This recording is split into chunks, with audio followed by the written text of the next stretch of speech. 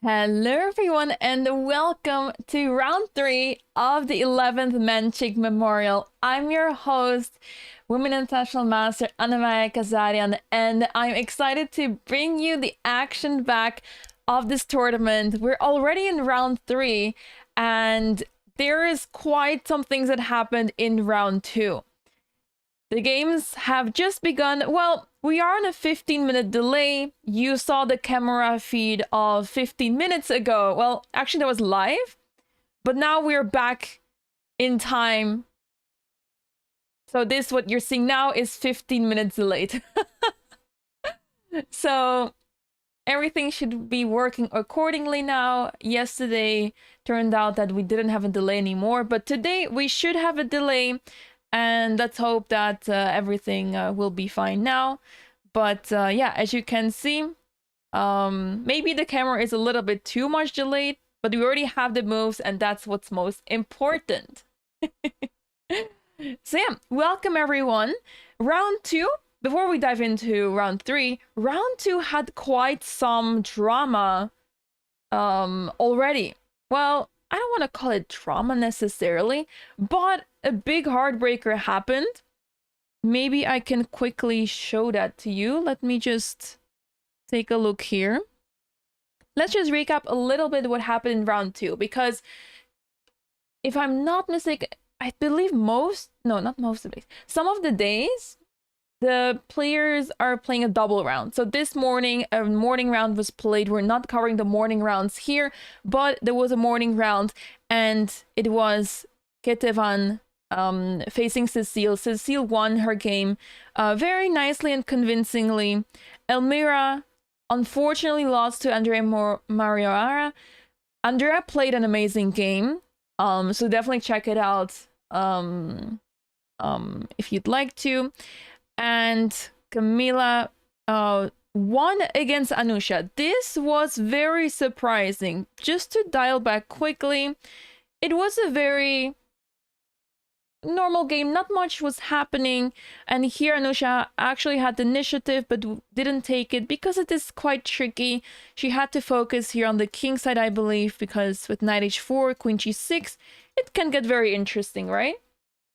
So the d takes e4, just quickly going through the game to give you an idea of what happened. And after the trade, it seemed to be completely fine. And in fact, here she's even in a better position.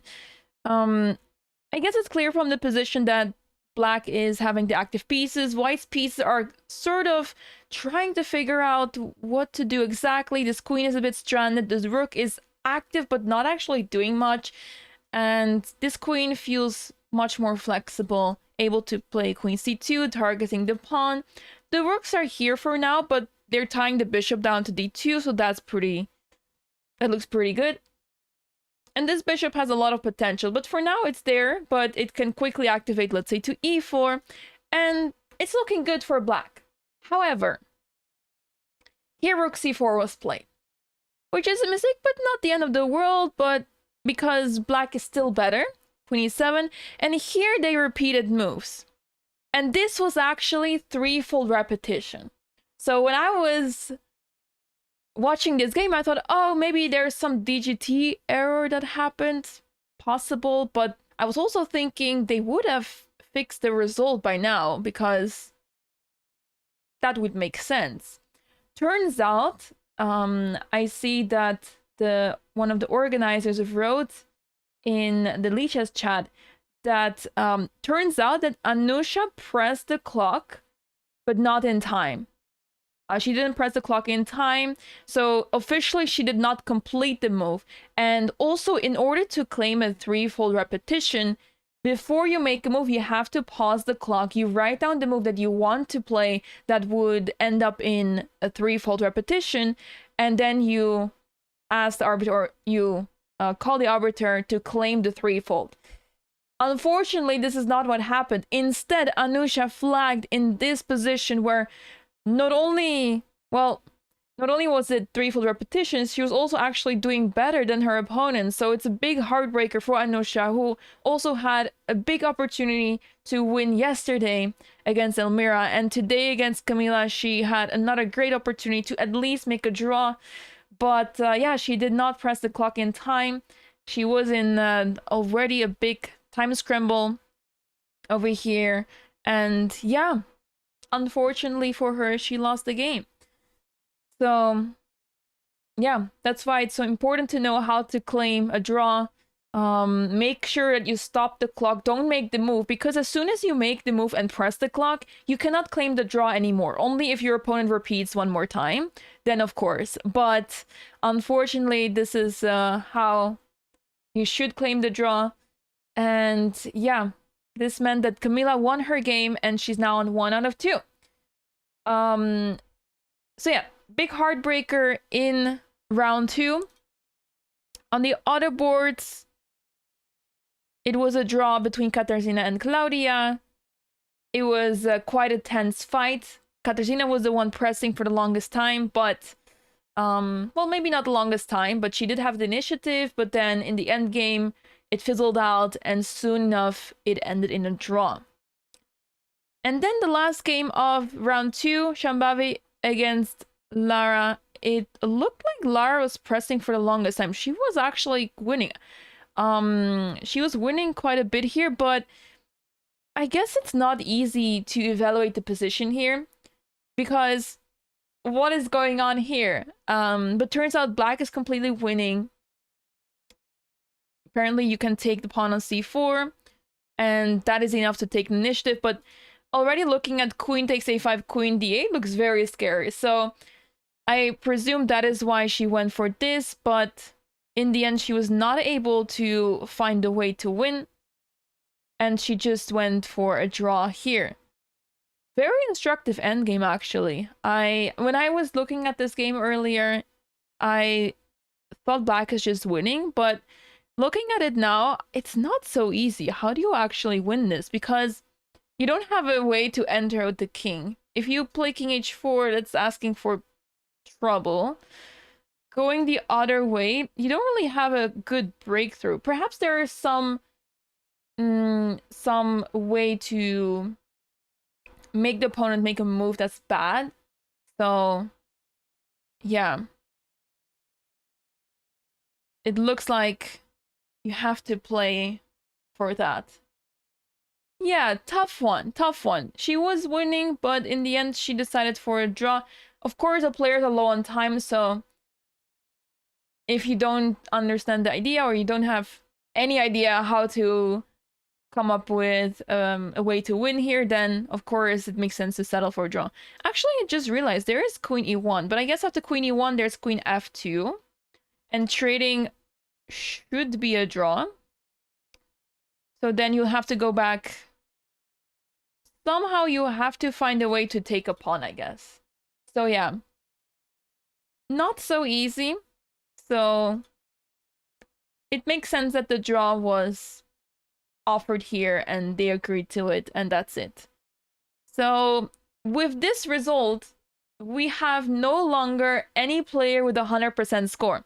All the players have either drawn or lost the game already after 2 rounds.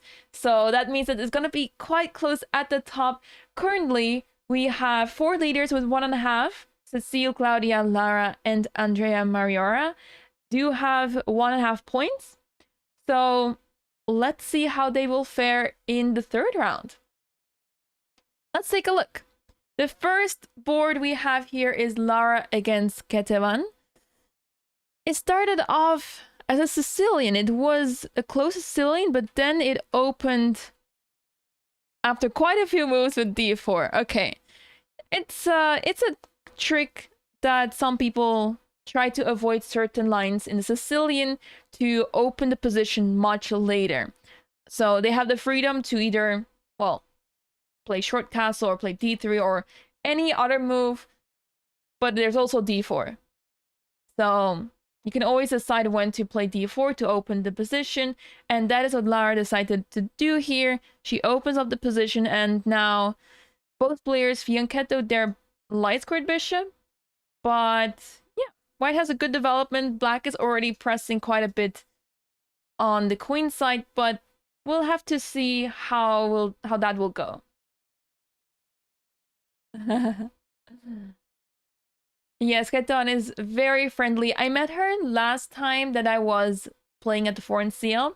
She's very friendly. She plays for Lawrence's team. And since Lawrence picks me up sometimes, that's how I met her. So yeah, she's very friendly. It was lovely chatting with her for a little bit.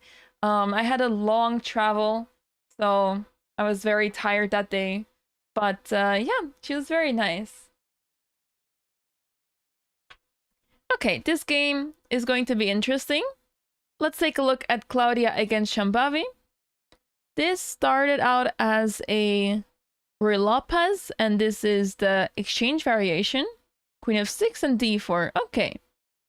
It is slightly worrisome that Shambhavi is already spending some time here because this seems to be quite theoretical, and the only move here is to take.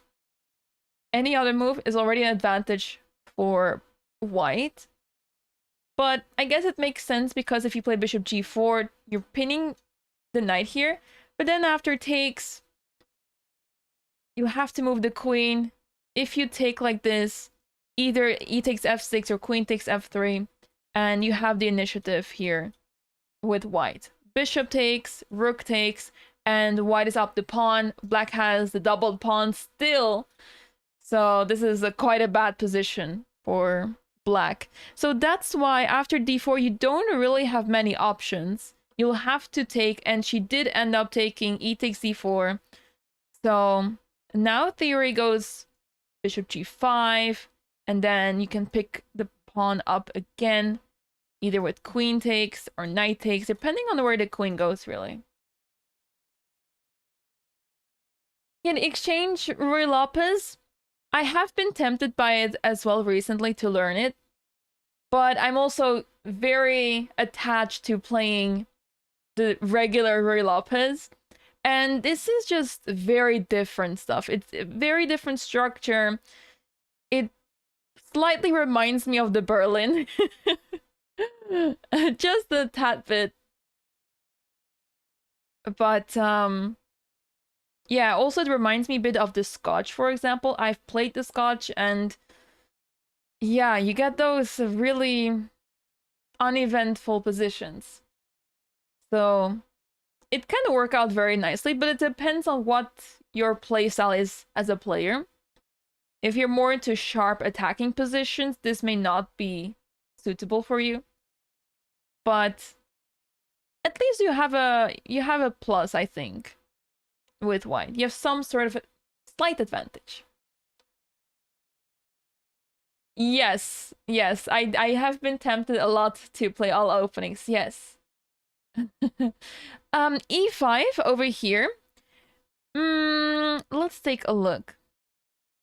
If e5, what is the problem with e5? I think e5 is simply over pushing, because even though it feels natural to play e5, the pawn will end up becoming a weakness sooner or later, because at the queen g6, well, you have to take the pawn, right? If you played queen takes c4, now that you push the pawn to e5, there's queen takes c2. So that's, I think, the main problem. And if you play knight takes d4, there is some big lack of harmony here. There's bishop h3, and you can still defend with queen f3, but it feels quite loose here. Black is castling queenside very soon and developing easily. And now I actually think that the bishop pair is powerful. This pawn, it looks very active, but it's actually not doing much. It's quite weakened. So I would be very careful here with white. So you don't want to push the pawn too quickly, even though it feels very natural to do so. So bishop g5 is played by Klaudia. Very good move, developing a piece with tempo. So she's still ahead in development. And after queen g6, now she can take with the queen, defending the pawn on e4. All right. Okay. So let's see. Mm, let's take a look at our next game. Anusha against Katarzyna. Also not a Sicilian, but with g3 instead. So not going for d4 just yet. Knight f6. Interesting choice. And now we're in a completely different structure. So this reminds me of the in the French, just to show you quickly. In the French with e4, e6, queen e2, there are positions where you just end up playing e5. Well, in this position, you can play e5, and you're just in a completely different opening. It's just that white has an extra move here, but at the same time, queen e2 is a strange move to play here. So it's a way to counter this opening with queen e2, but then you're stepping away from the French completely. And it reminds me of this as well, since e4, e6 is on the board. There's another extra move, c5, on the board, but that doesn't mean that we cannot play e5 still. So e5 still on the board. Black is keeping an eye on that d4 square and at the same time giving up the d5 square. So there's pros and cons to this move, but it just leads to different positions and it makes sense to... Oh, okay, we're fine. That was very scary. We're fine. For some reason, my browser crashed for a moment. Okay. So yeah, it's a different position, but it makes sense to try to control the center. You often hit a knight on f6 with e5. True, for example, if you play the Alekhine, e4, knight f6, e5, or there's a lot of positions. Yeah, there's a lot of openings where this happens. Whenever the opponent plays knight f6 and you have the opportunity to play e5, you do it because the knight will have to retreat. Yes. So yeah, in that specific situation, it is a bit problematic. All right, so this position, looking very healthy for both sides. White is controlling the d5 square. For now, black cannot quite access the d4 square. I mean, it's possible. Well, here, knight d4, it was possible technically, but it feels too early. And yeah, I guess you just go for some trades and white will be able to take advantage of this. So first develop the pieces. Bishop g4 comes to mind to prepare knight d4. The main issue with knight d4, well, as long as the queen is on e2, it's fine. But in case knight d4 is played at some point, c3 is always around the corner. So white is not too worried about d4 square being available to black. In fact, after knight d4, we can always take. And the pawn structure of black is a bit suspicious. So I would not be too worried. I would not be too worried here with white. So far, so good. Let's check in on Andrea Mariara against Camilla. Started with d4, d6, c4, e5. All right. Knight c3, e takes d4, queen takes d4, knight c6. And we sort of entered a position that could arise from the English opening. Queen d2, bishop e6, e3, and knight f6. So with e3, Andrea is basically initiating that she's not going to develop the bishop on this diagonal. She will play most likely b3 and bishop b2 and develop the bishop on this diagonal, which makes perfect sense. But for now, she has to bring her kingside pieces out, and she does that with knight f3. So that looks fantastic. And yeah, balanced game. The players are taking it easy. I don't see too much theory on the boards right now. It also makes some sense because the players have already played a round today. And some of the games went on for quite some time. I believe some players may have had less than an hour to rest before the next game. So yeah, that must have been quite a hassle. It's always difficult to play double rounds, even though the time control is quote-unquote only 90 minutes per person with an added increment of 30 seconds per move, even though that's less than what we're used to in let's say, open tournaments where a lot of the times it's extra time, or at least in, let's say, European championships or team championships, like such as the Olympiad, we do have 30 minutes extra time after move 40. In this tournament, we don't have that. There's only 30 seconds added after every single move. And because of that, it is much more feasible to have 2 rounds in a day. But at the same time, it's still quite a challenge. It's very difficult to come around and to be ready for the next game. So yeah, it's quite taxing. Yes, we had an early round today. So some of the days, let me grab the schedule real quick. Today and on Thursday. So today and Thursday are double rounds. All the other days are single rounds. So yeah, some days we have double rounds, and that's why we already had a round earlier today, so we're already on round 3. And tomorrow will be round 4 in the afternoon, but we will not be covering this on the broadcast, so you would have to follow it by yourself without me. But tomorrow will be round 4 and only 1 round. So no double round tomorrow. All right, A5 is on the board.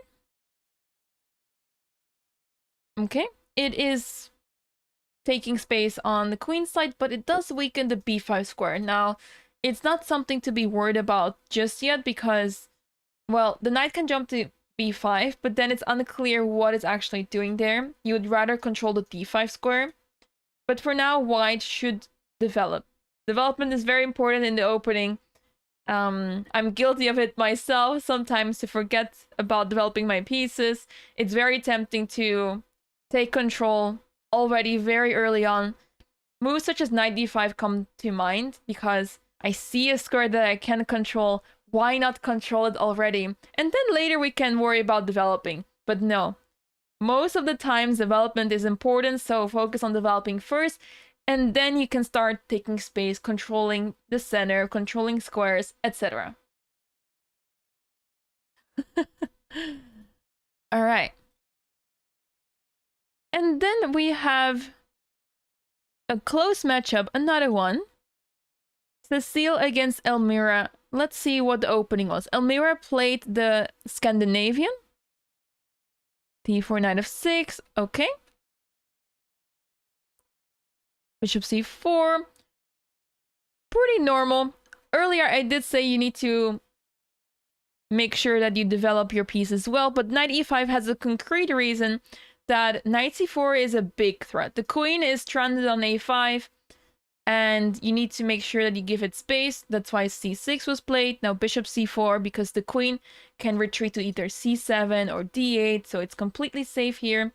e6, g4, bishop g6, h4, knight bd7. Wow, they're playing very quickly here. Knight takes, and h5. Wow, this bishop is not really happy here. As someone that plays the French, it's really difficult to see the bishop out of the pawn chain, especially when it's struggling this way. So I would rather put my bishop on c8 and keep it safe there for a while. But now it's on e4, and one might argue that it's doing a great job there, but it looks quite terrifying. So yeah, as someone that plays the French and it's an opening that's very dear to me, I would be quite worried about the bishop here. And Cecile, I was going to say she seems to be in her preparation, but then I saw the time and she's not actually playing that quickly. Maybe she prepared different things and she's trying to recall something that she prepared earlier or at an other tournament. That's also possible, because everything that she played so far seemed perfectly according to plan. And yeah, we'll have to see. I guess that bishop d5 should be played in the next move, but that basically means that black has to give up the pair of bishops. So for example, right now the knight is pinned, right? So there's no knight takes e4. But what is possible here is short castle, and then bishop d5 is necessary, because how else will you save the bishop? If you play knight f6, well, I think that makes matters worse, because this knight is jumping around aimlessly. We simply play either bishop d3 or rook e1. Let's say bishop d3. That feels natural. The knight will have to retreat, and we just make sure that our king is safe, because we might have pushed some pawns on the king side, but it's really difficult to see how black can actually put pressure on the king side here.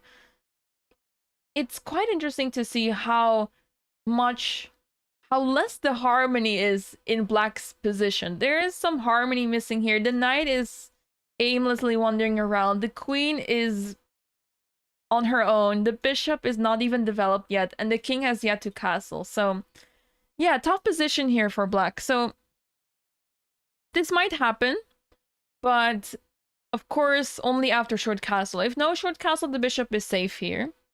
So, but you have to be very brave to play short castle. It's not an easy move to make. It's easier to suggest moves when you're not the one playing, or when you're simply spectating, like, oh, what about this move? Or what if we just move the rook? We can simply suggest those moves, but behind the board, we have to make a decision. We have to conclude, okay, which move would we rather play here? And that might not be so easy.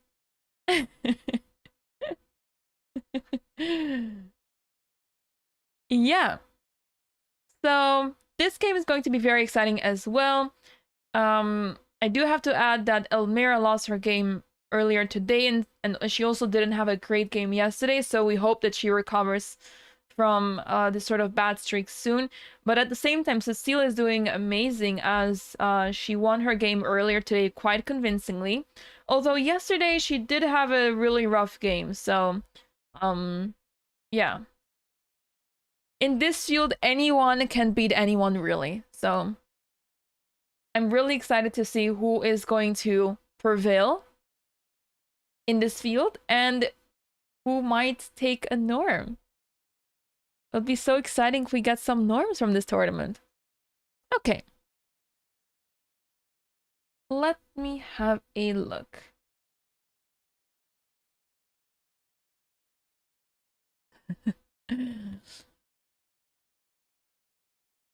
Not much news happening on the boards. It's quite a peaceful day, I think. Although this game is looking quite funky. But yeah, most of the games are looking quite peaceful. The players are taking it easy. Remember, we have 1.5 hour time control. So the time control 1.5 hour per person, and only 30 seconds increment, which means that the players, once they get to 1 minute on the clock, that's all they have, because they will rely on the 30-second increment.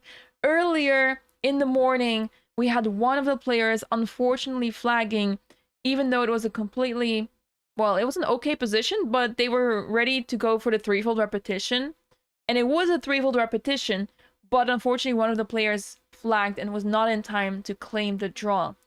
So that goes to show it's quite difficult to deal with this time control, and you have to be ready for this. You have to be mentally prepared for this, and also try to play on your opponent's clock a little bit, because imagine you're on 30 minutes and your opponent's on 1 minute.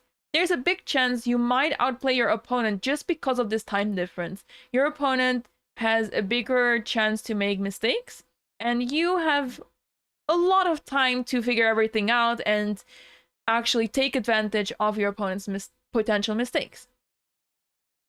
Elmira's opening this morning was crazy with a black knight on b1 after 9 moves. Oh yeah, true. I saw that. That was actually crazy. I had no idea what was happening. Yes, no, Leopardo. Good question. Good that you're asking. I was invited to play in this specific tournament, and I thought it would be a fantastic preparation for the Olympiad, which is starting in about 2 to 3 weeks from now. And I thought it would be perfect to prepare for the Olympiad, and it's a fantastic field as well, so I thought it would be amazing. But unfortunately, the organizers were still searching for at least WGM, because the organizers would like to have the players, give them the opportunity to fight for WGM norm. So I believe they already had 1 or 2 WGMs, or at least WGMs, and they're looking for another one.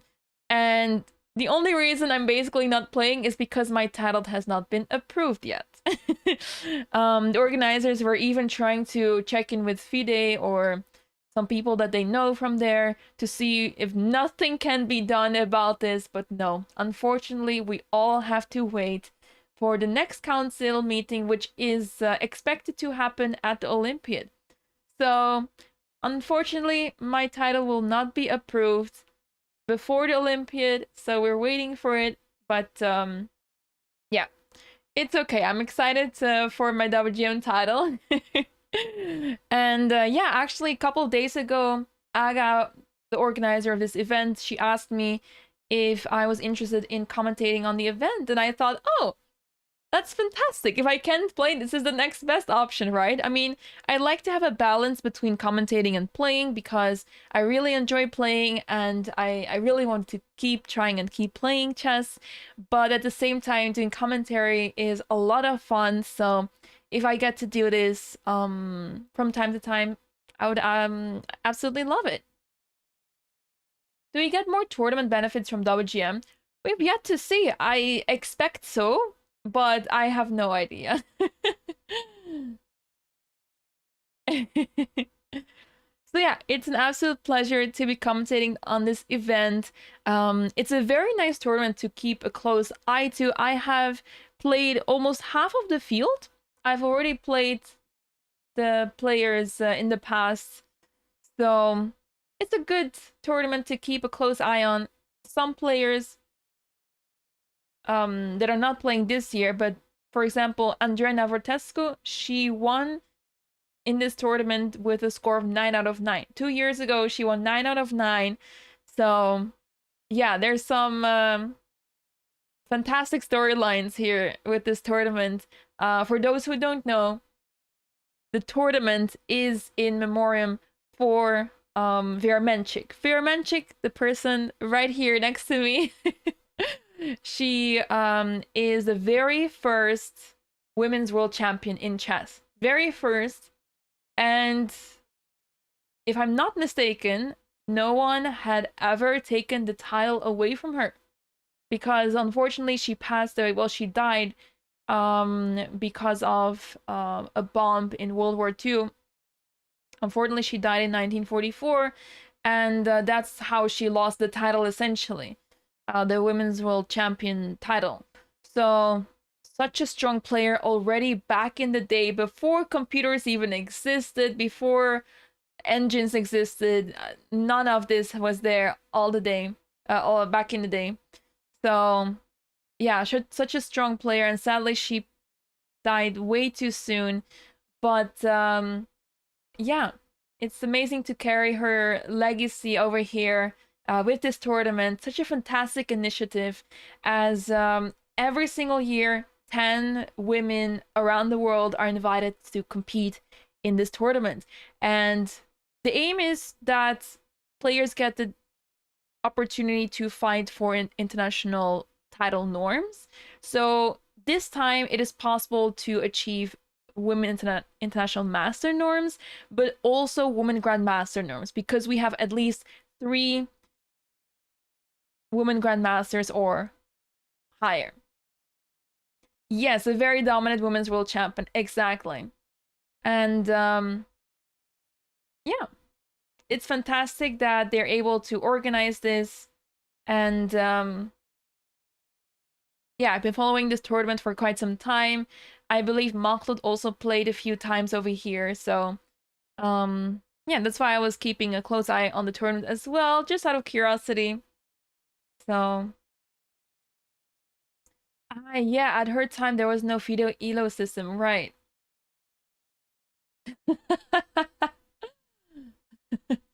Is it allowed to trash talk in this tournament? Well, as you can see, it's a very quiet atmosphere. I know that you don't hear sound coming from the venue, but there's not much to hear. Either way, um, yeah, there's no talking happening whatsoever, and I'm sure all the girls are very supportive of each other, very nice and friendly. Um, yeah, so it's a very serious competition, so trash talk would not be fitting for something like this. And Cecile is going for it with f4. Wow. We missed quite some moves here, actually. They've played quite quickly. In the end, Cecile went for short castle, which is fantastic. Bishop d5 was played because the knight is attacking the bishop now. The knight is no longer pinned. Bishop d5, knight takes d5, c takes d5, bishop d3, bishop d6, and f4. So that is a bit of a surprising move. As someone that really loves pushing pawns up the board, I'm still surprised by this move because, yeah, it's not leaving much for the king to save the king here. But yeah, it does make sense to stop any sort of e5 to open up the position even more. So it's controlling the position quite well. And for now, I'm failing to see how black can take advantage of the wide open king on g1. So yeah, this game is going to be interesting. For now, Elmira is up on the clock, which might be deceiving because it looks like, oh, she's in her preparation. But in reality, Cecile is doing fantastic, so we'll have to see how this game will go. But for now, Cecile doing really well.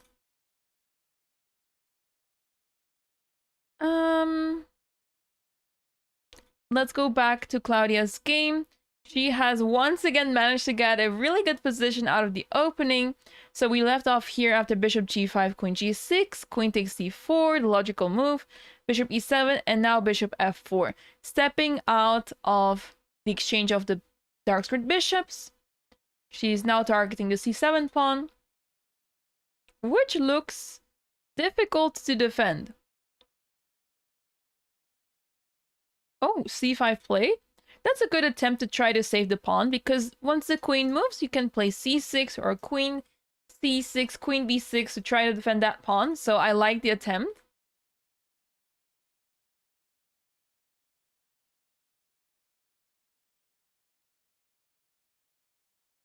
Perfect.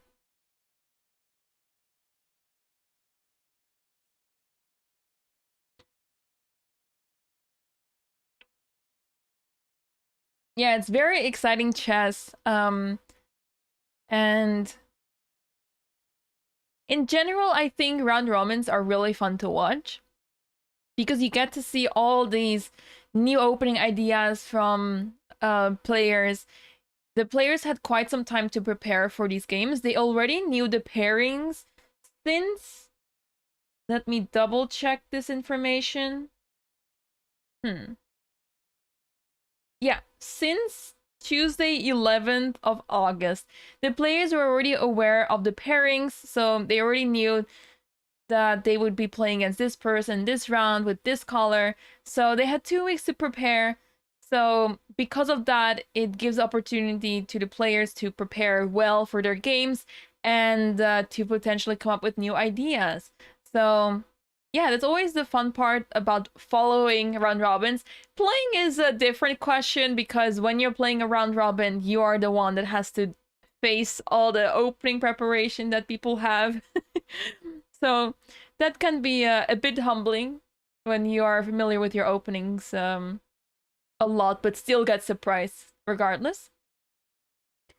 But yeah, this tournament, another round robin, and there's a lot of exciting chess happening over here. We're 2 rounds in, this is round 3, and we already had so many exciting games so far.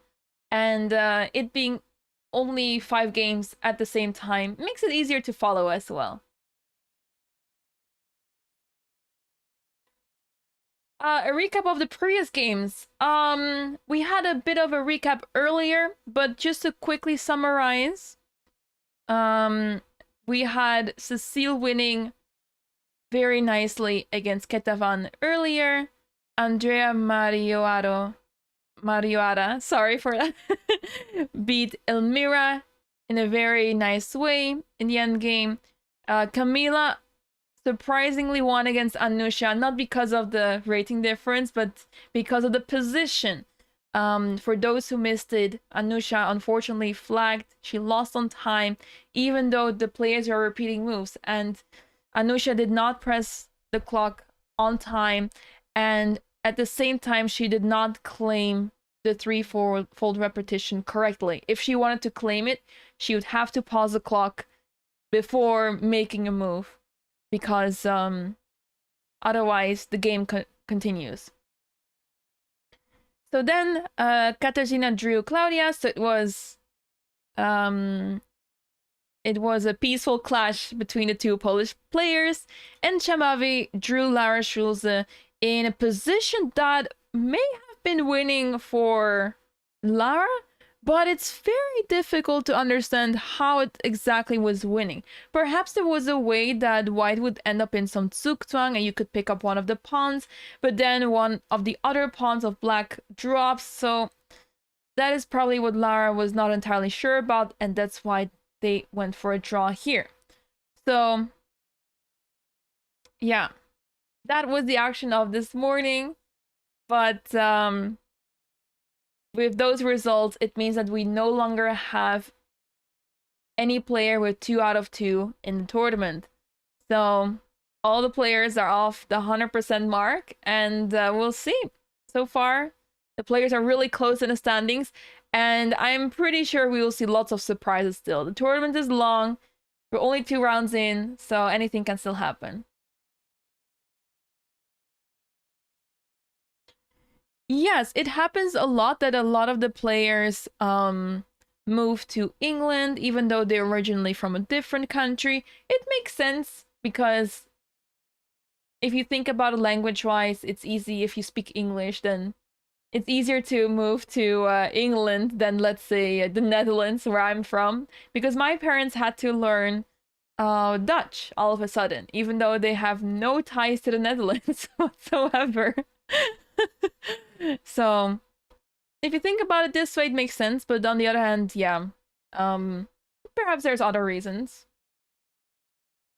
But yeah, usually the players that have the flag, the English flag next to their name, they usually have lived there for quite a long time, or they are simply born here. Some of the participants are quite young here still. So yeah, to England or Australia, yes. Exactly. And yeah, we have 2 Polish players. Lara is German. Ketevan is actually, I believe she's originally from Georgia. So yeah, she has different origins as well, but she must have been living in Scotland for a long time now. Yeah. So yeah, it's quite a nice mix. Nice mix of players. And yeah, very exciting to see who will come out on top here. I just realized that we're still watching this game. Let me try to switch this. Oh, I lost contact with my mouse.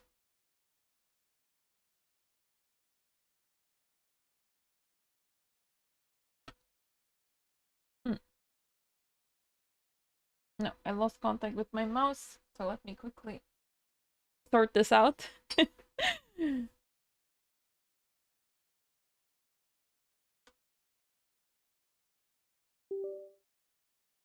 Okay, we're back. The mouse is back. So, we jump to... which game should we jump to? For now, there's not too much happening It's very calm and peaceful. Well, maybe this game is a little crazy, but what Cecile is essentially doing is not allowing any sort of play to happen on the king side. She's shutting it down as much as possible. By playing f4, she's not allowing black to play e5 or g5, and well, if that happens, you simply lose a clear pawn with black. And now that g6 was played, this is an invite to h6, g6, after which h6, g6 would open up the h file, right? So, of course, Cecile plays the move h6 instead, shutting down the h file as well, not giving any chances to black to try to enter here.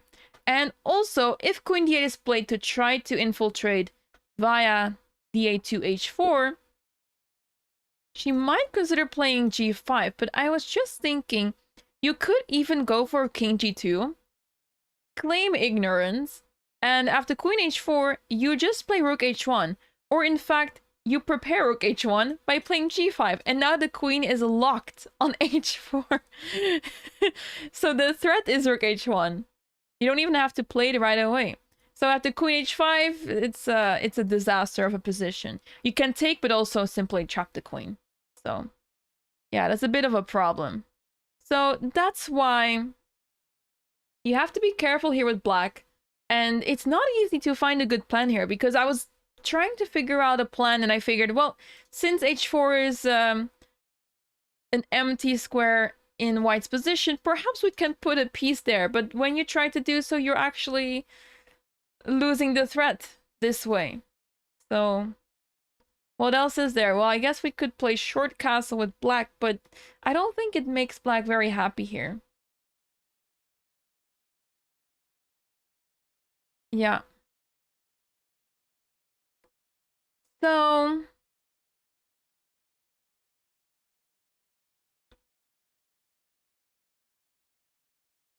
I like white's position, but okay, anything can still happen. And at the same time, white has a pair of bishops, but because we're in a close position, this knight can jump around at some point. I think this knight might get dangerous, so white has to be careful and watch out for the knight to not become too crazy, because then it might be very tough to deal with. If we quickly jump back to Klaudia's game, she seems to be doing amazing once again. c5 was played, and now queen e3. Very solid. Knight f6 was played. It looks like a very logical move, but I'm guessing that... So it's attacking the pawn e4. Obviously, we'd like to take, but then the pawn on e4 drops, so that feels unnecessary. So I'm guessing that knight c3 is a very logical move to defend. And at the same time, you would be threatening e5 as well. And the knight will have to go to an awkward square. Knight on g4, it looks nice to be on g4, but I'm not sure for how long you will stay on g4, since h3 would be played very soon after. So knight c3 is on the board. Klaudia, not spending too much time. Her moves are quite simple. She seems very comfortable in this position, so yeah, she's doing great here. She's doing great here, and she has a really good chance to win this tournament. She is the top seed of the tournament with a rating of 2395. Second on the rating is Lara Schulze with 2345. But Lara does actually not have the WGM title just yet. Perhaps it would be a good idea to look quickly up how close she is to the WGM title, because I would expect her to be WGM already, but perhaps she is missing one norm, which is very possible. It's not easy to get a norm. So let me find the information that maybe she has some norms already. Germany. No, not here. Oh, I don't see any norms registered here. No. Well, maybe she doesn't have a norm at all, which would be surprising, but it is very possible. Let me do one more check.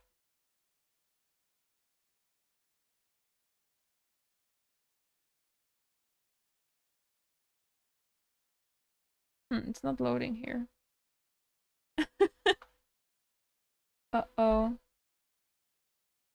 Seems to be the case that the FIDE website is not working right now. No. I don't see an application of her title either, so yeah. Maybe she doesn't have a norm. But I think she definitely deserves WGM. Knight g4, h3, h5. Oh! So let's assume that here knight g4 is played, queen e2, and here, let's say, okay, not short castle, maybe bishop e6. Just a simple developing move. If h3, h5, I think it's very interesting. But I'm guessing that you can just take, and play knight h2. And simply ask the opponent, what are you going to do? Because the bishop is defending the knight very well here. If black tries to get rid of this bishop right here, we can just take, play queen e3, and play it safe with queen g3. It is a risk you're taking, so it really depends on what the position is like, and you have to be careful here. You cannot just go into this blindly. You have to calculate everything accurately, because what if there's another rook landing on the h-file? Then things might get tricky. So you have to be really careful here and don't accept pieces that easily. But it's certainly a good idea to try knight g4, h5. Too many defenders, but I think the main problem in black's position is that it's already quite a tough position for black. So the fact that that line was not even so bad for black compared to the position now, it shows that black is already in trouble, and you kind of have to opt for such lines that might be giving away a piece, but you have some counterplay. So it's a very worrisome situation for black already. It's amazing to see how Klaudia gets such fantastic positions out of the opening. I did see earlier today she had a French, so I was very interested in the opening already. But yeah, she wasn't able to get much out of it. She got a worse position even, so her opponent played this opening very well. And yeah, that just happens, especially with black. Difficult to get an advantage out of the opening in round robins, especially where your opponents are typically very well prepared. So yeah. Thank you very much. Let's see.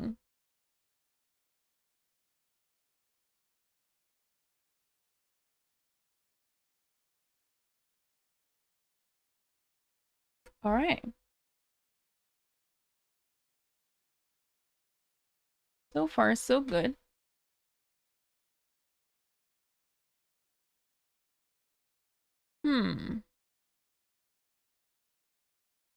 Let's take a look at the game between Anusha and Katarzyna.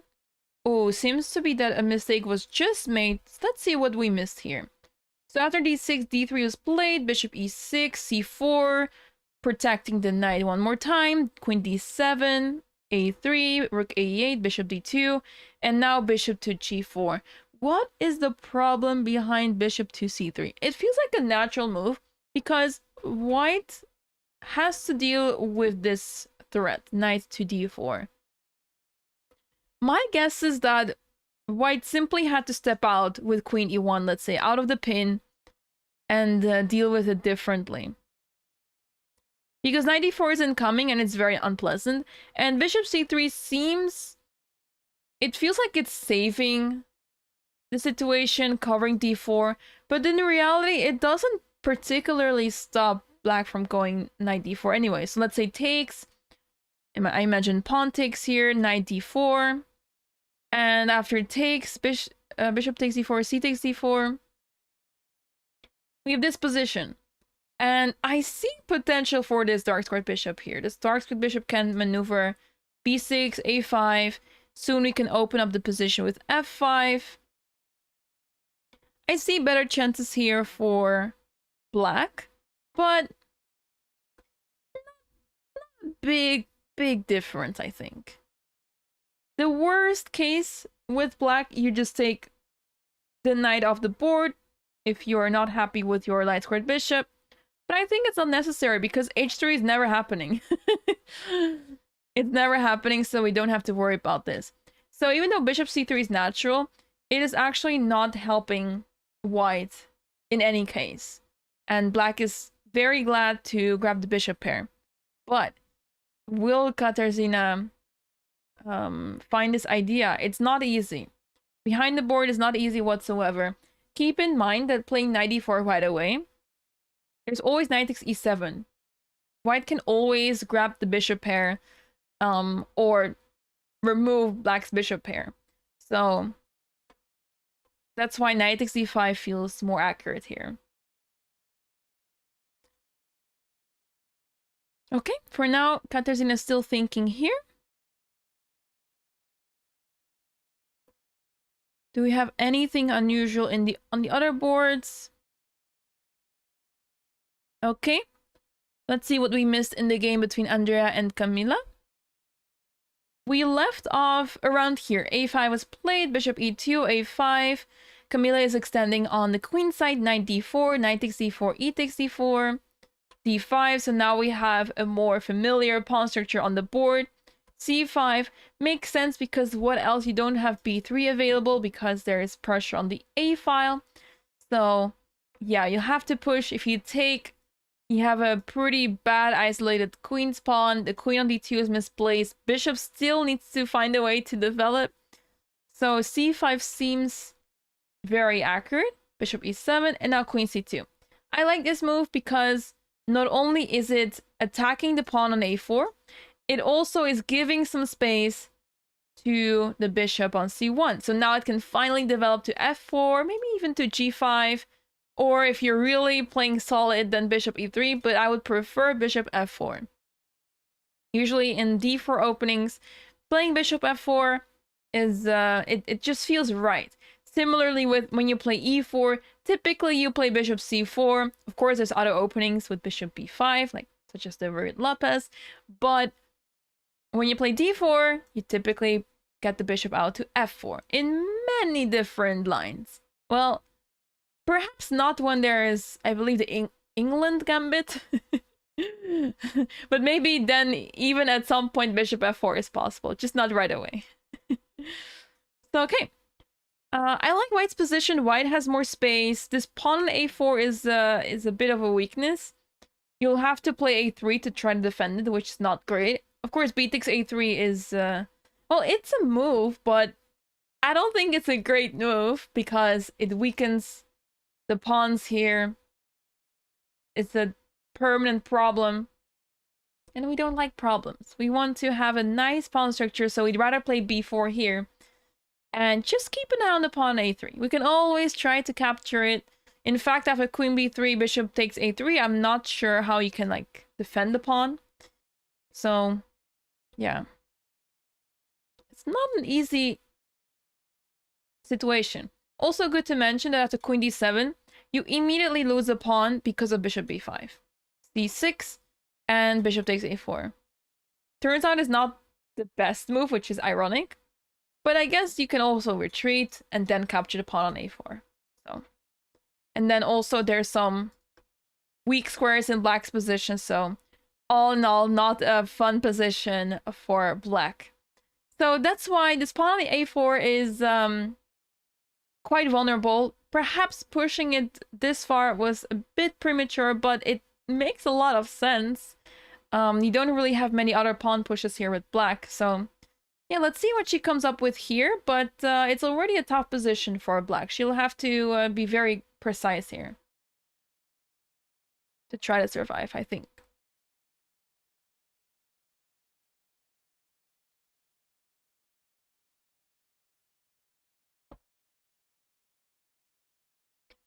All right, and actually in Klaudia's game, we do have the position with h3 on the board, so there's a big chance that h5 would be played here. Well, actually, I think the chances of h5 are not very high. I think it's not likely because it just looks dangerous. It feels... It doesn't feel natural here to sacrifice the piece with black. because of the fact that there's a bishop on f4, which is defending really well. But at the same time, black might feel very uncomfortable with the position altogether, because knight e5, knight f6, knight e5, queen h5 has to be played, and it looks quite dangerous for black. The queen feels quite trapped. Actually, on the queen e3, g4 is a big threat. g4 winning the queen? Yeah, that's not something that you would like to sign up for. Yeah, so there's a chance h5 might be played, but I don't think that chance is very high. Also, it's not that much of a great move. It just might help practically given the circumstances. We're already in a bad position, so might as well try to fight for things. And yeah, it's the worst to go down in a way that you have no opportunity to get anything out of the position. If you go down in, let's say after h5, you lose, let's say, in 5 to 10 moves. At least you tried. Because if you play moves such as knight f6 or knight h6, you don't even have many more moves than that. Let's say you play knight h6. It would feel quite awful to lose in such a way that you didn't really even try. You were just there, you're standing, and you're just hoping that your opponent does not find the right moves. It feels the worst to lose in that way because you're not able to put up a fight. With h5, you're at least trying to put up a fight, trying to get some counterplay, because when you try to get counterplay, there's a chance that your opponent makes a mistake. And then you have the chance to come back. So that's why it's so important to keep trying. And there is something good about being stubborn and very, you know, keeping it solid and safe and making the opponent work for the point. But then we see a repeat of what happened actually yesterday in the game of Klaudia, where she was completely winning all game. And yeah, it was a bit of a torture for the opponent to keep playing, because if you resign, it doesn't feel right to resign, so it feels too early to resign. But at the same time, you just know for a 99% chance you're going to lose. So yeah, because of that 1% chance, you have to keep trying, but it's almost negligible because you just know you're going to lose. Well, Shambawi did in fact play the move knight h6. See, it's a move that feels very stubborn, as in it keeps the opponent work for the full point. It's making the opponent work for the full point. But it's not a fun position to play. This knight has absolutely no prospects. I cannot imagine this knight coming back to life. And that's not a good sign. Hello, welcome in everyone. Welcome in. This is the 11th Menchik Memorial. We are now on round 3. For those who missed it earlier, we had the morning round already. Round 2 happened in the morning. We are not covering the morning rounds, but we do have coverage of the afternoon rounds over here. We are live on the ECF YouTube channel, but also on my Twitch and YouTube channel. So wherever you're watching from, welcome in. Hello. And yeah, we had quite some surprises earlier. We don't have a leader anymore, at least not a sole leader. We don't have any player with 100% score anymore. And unfortunately, there was one game that ended in yeah, one of the players flagged, lost on time, which was very sad because they were just about to claim a draw. Or, well, I'm not sure if they wanted to claim a draw or if they had the intention to do so, but matter of fact is they lost on time in a position where it was already threefold repetition, and the person who flagged actually had a better position. So that's a bit of a pity, but that goes to show anything can happen. It is the classical time control, but without the extra 30 minutes after move 40. So it is a bit of a change. in the sense that you don't get extra time after move 40. You only get 30 seconds extra after every single move. So once you're down to 1 minute, you stay around 1 minute, and it's very highly unpleasant to be there. And that is why usually towards the end of the game, towards, let's say, the last 10-20 moves, that's when most mistakes happen. So the first 20, maybe even 30 moves, not much is happening, but then suddenly the games crash all of a sudden as the players are down on time, and yeah, anything happens in time trouble. We've seen the craziest things happen already yesterday. So yeah, that's why it's important to be up on time. I was mentioning earlier, if you have 30 minutes and your opponent has 1 minute, that's such a big advantage. You can almost compare it as being up a piece, because the chances of your opponent actually blundering the piece with that 1 minute, they're very high. Very, very high. So that's why it's so important to keep time left. And for the final stages of the game, it's important to manage the time well. But of course, if you play quickly, if you play fast for the first 20 moves, there's a big chance that you might make a mistake. So we have to find a balance there. Yes, earlier, just before the broadcast started, the London Chess Classic has announced its date. I would be very happy to go back. It's my best tournament performance ever last year, so I have very great memories from visiting London. And yeah, also the tournament here, the Menchik Memorial, is happening in London. It was a big bummer for me not to be there. I would have loved to be in London right now, but I'm also very pleased to be commentating this event for you guys.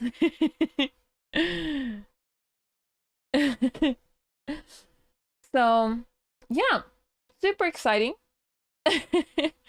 So let's see if I find my way back in London soon again. Okay, for now, Klaudia completely winning, 95 on the board. Opponent's pieces are in shambles. The knight on h6 is not in the game anymore. The queen is fighting for its life to not be captured. For now, Klaudia still needs to put up some effort to actually win the game. It's not very straightforward, because you look at the evil bar and you think, oh, that's resignable in a few moves. But when you look at the position, I don't see any difference in material. So you still have to prove it. +3 by the computer does not necessarily mean that it's completely winning just yet. You still have to prove it. You still have to take the advantage. And once you are up a piece and it's +3, then it makes more sense. But for now, you have to find the right ideas with white. And I think one of the ideas that white is looking to play is knight c4 to b6. You want to occupy the weak squares, and b6 is the first square that catches my eye. But at the same time, you might not have enough time to reach b6 so easily, because by the time you get there, there's bishop e6, rook d8, and there's a chance that black can consolidate. For now, queen f6 is attacking the bishop here, so queen e3 comes to mind to defend the bishop, and the game continues. But yeah, it's a good question. Klaudia keeps doing this. I would be very happy to have such a position so quickly out of the opening already. Yes, I have played Klaudia when I was in the tournament in Poland. Yes, she was my first round opponent, and she completely crushed me in this game. So yeah, I know how strong she is. My first-hand experience. And actually, I have played her twice in Classical, and I've lost both games. So I know exactly what it's like to face Klaudia. And yeah, she's very active these days. It's really good to see. Has been playing really well. Unfortunately, she played a tournament in Hungary recently, just before this tournament, and she lost some points there apparently. But I'm sure she will get them back very soon. She's a very skilled player, and it's just amazing to follow her games. I mean, we see from this tournament already her Her technique is amazing. Once she gets the winning position, she is going to win it. There is a big chance that queen e3 and then g5 might happen, but as I say that Klaudia plays bishop h2, there's a big chance that she was actually worried about g5, because otherwise queen e3 somehow feels cozier. Something feels right about playing queen e3, but yeah, she was perhaps worried about g5 and then g4 and then some counterplay. So why allow all of this counterplay when we can just play it safe with bishop h2, right? And also this gives opportunity to play f4 at some point, so it does feel natural.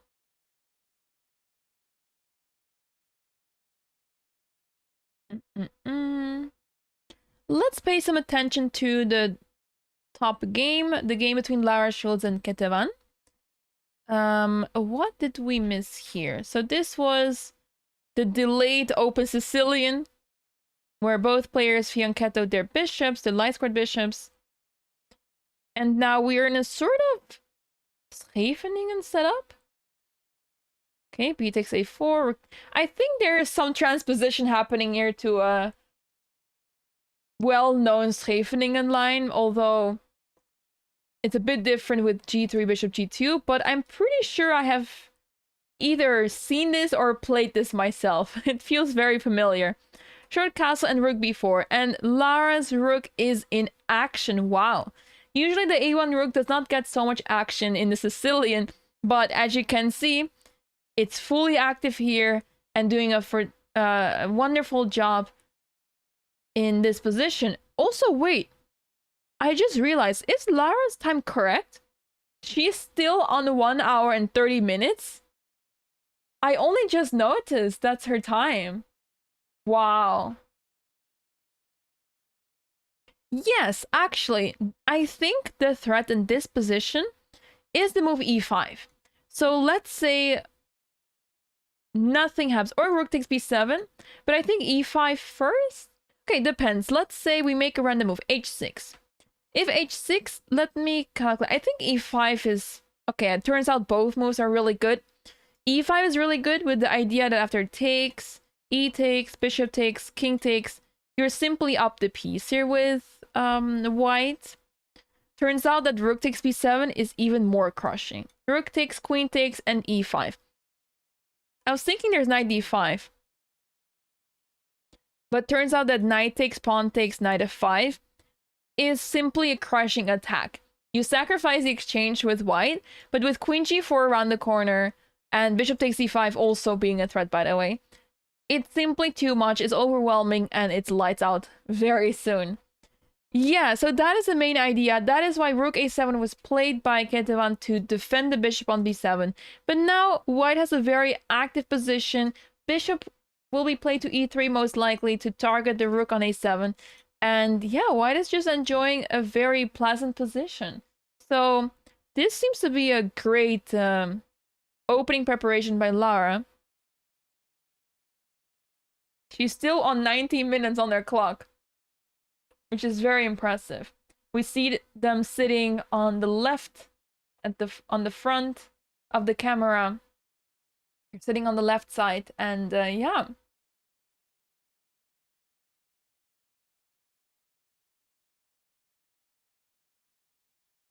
Exchange down and the engine says it's better than a pizza. Yeah, that's why the engine evaluation is so deceiving, because when you look at the material, it might the story seems different.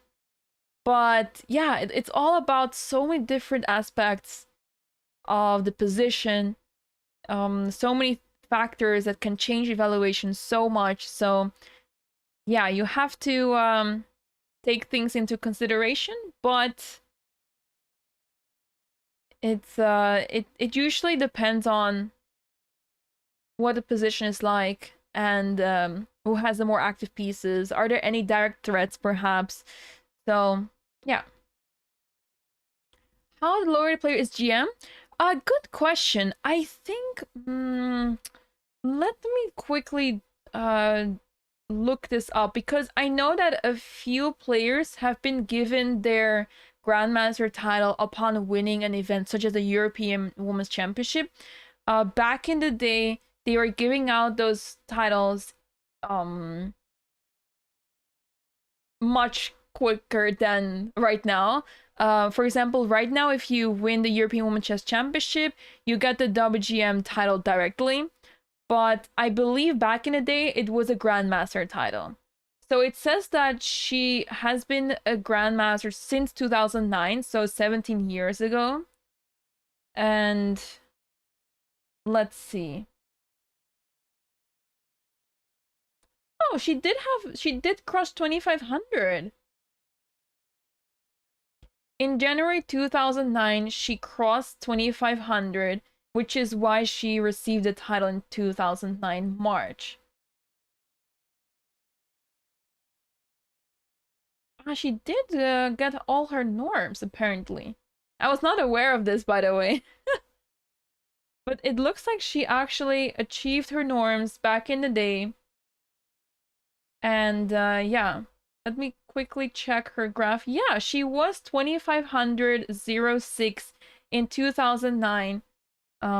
She was exactly 2500 in 2009 January. Wow. That's very impressive. But then she dropped, and also not to forget that chess has become much more difficult than back in the day. With all the resources out there, you really have to keep it up with chess these days. It's I mean, you can be a very good chess player, but if you get outplayed in the opening, it's really hard to come back from that. And that's a big problem that a lot of top players have. And I'm talking here about, let's say, title players, let's say IM or GMs, those that are not that active, or they used to work on chess in the past a lot, but these days chess is just even more unforgiving than it already used to be. Yeah, so there are a lot of, well, not a lot. There are some women chess players that have never reached 2500 who did get the Grandmaster title upon, for example, winning the European Women's Chess Championship many years ago. I know that Peng got her title in such a way where she didn't reach 2500, but she was still awarded the title. But Ketevan got it the normal way. She got the 3 Grandmaster norms, and then she crossed 2500, and she was rightfully awarded the title. The pity woman has to leave their passions for family duties. Yeah. Yeah. It looks like she mostly only left due to COVID, because she seems to have been active quite a bit since then still. But yeah, she's very kind. It's easier to be outworked and out-prepped. Yeah, exactly. It's much easier, and it's cruel. Chess is really cruel these days. So yeah, that's a tough part. But yeah, she's still playing. It's fantastic to see her play. And yeah, we hope that she does well in the tournament. It's a bit difficult to say that we hope that all the players do well here when not all of them can be doing well here. But of course, we hope, if not for the score, that at least that there would be learned a lot from the games. That's what matters most.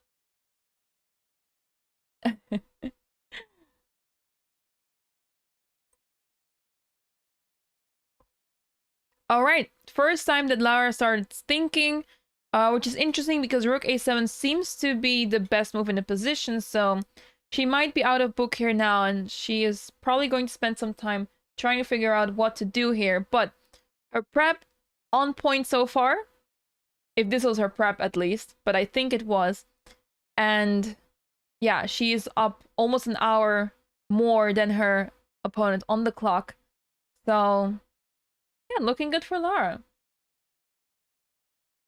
Equal score and share first. I think some players might be losing rating.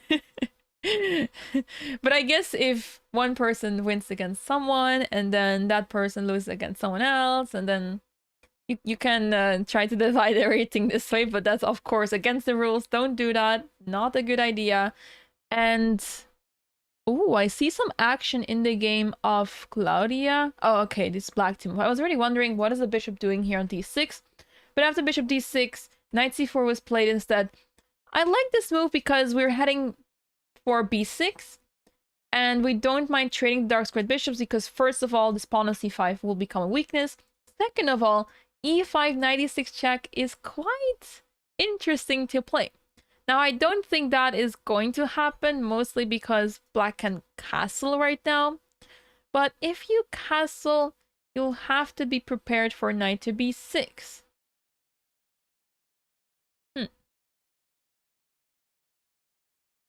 Yeah, that is true. That is true.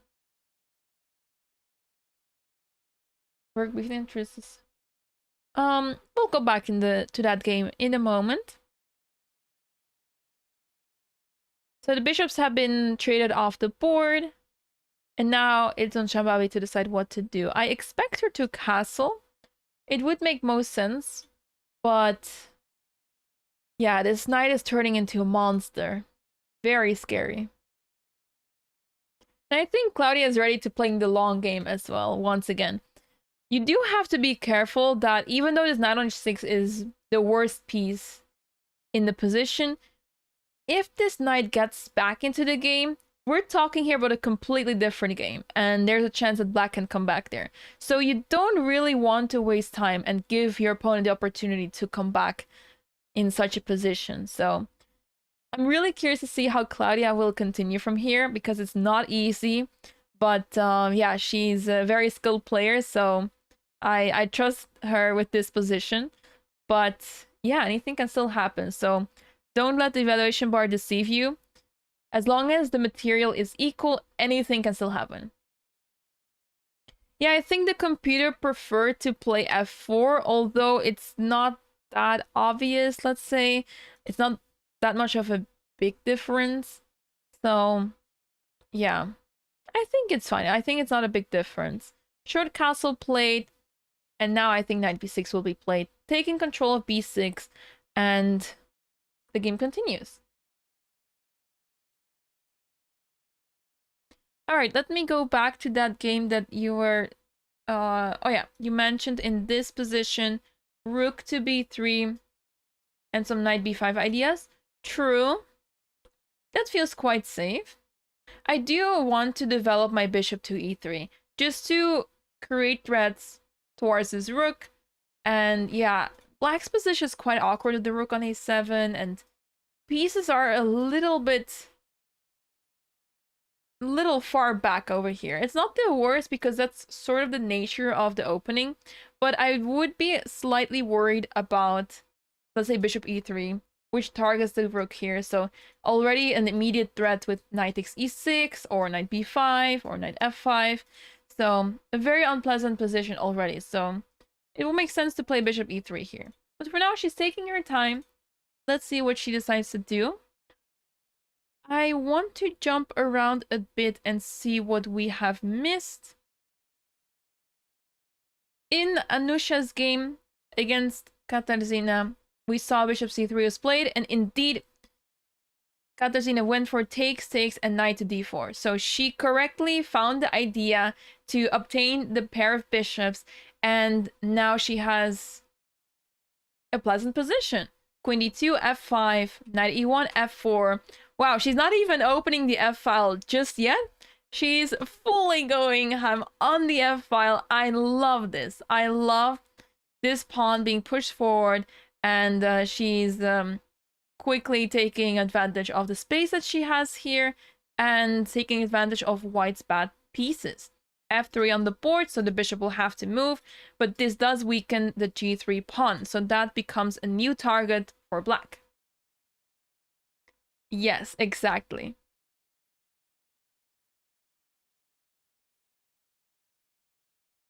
Okay.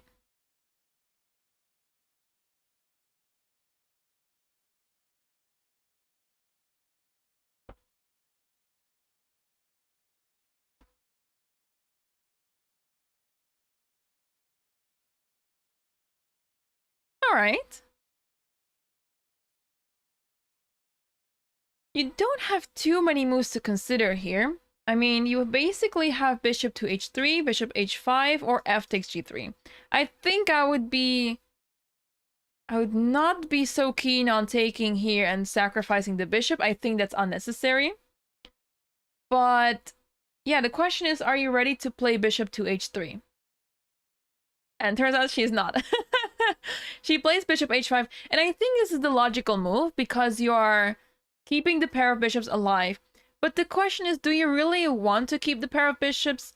Because the position is rather close. Maybe at a later stage of the game, the bishops come back to life. But for now, there is this wall of pawns. Maybe she's playing against the fact that this bishop will be very bad. So this bishop can never be bad, never be worse than the bishop on g2. So perhaps that's why she didn't want to trade with bishop h3. And if bishop h5, indeed g4 is what comes to mind. I think sacrificing is too much here. As much as I would love to sacrifice here, I think it's too much because it actually helps white to come back into the game, and then she can develop the knight back to f3, or maybe rook f3 first. It's very simple to play here with white, or perhaps knight f3 to then play king h1, rook g1, and try to somehow move the bishop. My idea would be king here, rook here, queen here, and then bishop here. Some creative way to try to get the pieces out. But yeah, I don't see a way to attack here with black. So I think that's why sacrificing the bishop would be too much. But okay, after g4, you can simply retreat and try to attack with h5. Try to open a file, because if you open the h file, you can then play king f7, rook h8, and try to obtain the h file with the rooks. Top players are... Yeah, well, g4 on the board, and I expect bishop g6. No, I think that would make sense. I mean, there's not a big difference, I think, between bishop f7 and bishop g6, but bishop g6 just feels right, and she does play it immediately. Very good. Very good. Sometimes I do wish that I could go back in time and play really funky openings as a child, because I already early on I was playing very theoretical chess, so gambits was something absolutely crazy to me. I could not imagine gambits until I entered the online space of chess, and yeah, it turns out there's a whole different world of chess with full of gambits and sacrifices and so on. And yeah, I was not really aware of this. I always thought gambits are bad. You should just not play them. But people play them, and successfully too. So sometimes I wish I could go back in time and be able to play those fun gambits when it was still possible. Of course, I could still try to do it, but it's a heavier price, I think, that I have to pay now compared to back in the day.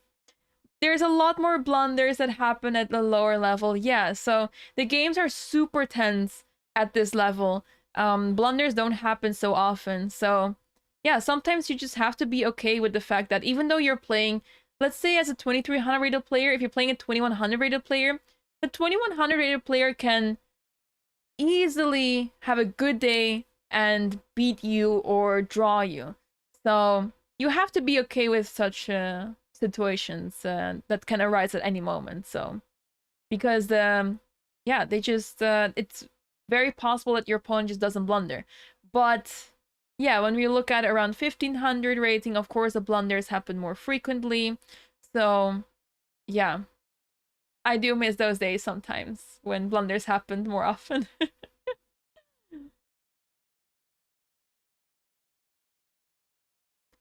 No, I was not well, in a way I was a positional player, but I like to I was tactically good player, but my openings were not super sharp or anything. I think because whoever would be teaching me chess would be telling me to play theoretical openings, such as the Roy Lopez or the Queen's Gambit or the Slav with black when, well, it can get tricky, but usually doesn't. It usually ends up being very positional. Maybe not when your opponent can prepare in depth for them. Yeah, once my opponent played the Elephant Gambit and I had no idea what to do against it, but I figured it out at the board because it wasn't actually so difficult. It's so boring.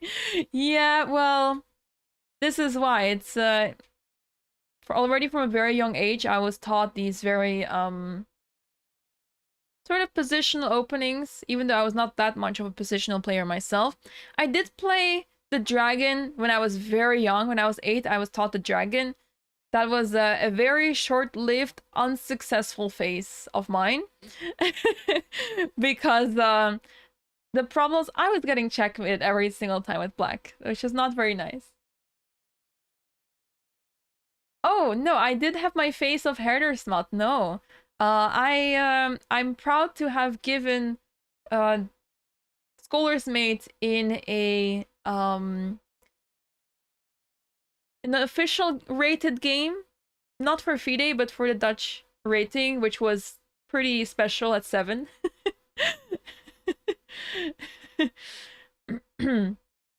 But yes, I have played the Scholar's Mate when I was 7. I was playing my first Dutch Youth Championship. It was like the classical one rather than the Blitz or Rapid one. And I just kept trying the Scholar's Mate, and it worked once. No, I'm a French player. I played a French. I started playing French the very, very first time. I have a very good memory of this because I played this against Max Warmerdam. I think that was the very first time. It was the Dutch Youth Blitz Championship. It was the final, and it was basically sort of a tiebreak between him and me. And I wasn't really happy with my openings or something, or I wanted to change something. And then I decided, let's just play the French. Well, it wasn't a very exciting French because it was a French exchange, but I did win the game. Back then when, of course, Max wasn't as strong as he is now. But yeah, that's how I won the tournament. So maybe that was my sign that I had to pick up the French, which I ended up doing 2 years later because this was when I was 10. And I ended up playing, I think for the first time in a classical game was when I was 12. Yes, we were the same level. Yeah, absolutely. I actually have never played the Alien Gambit. No. Yeah, you might be able to find it in the database. Yeah.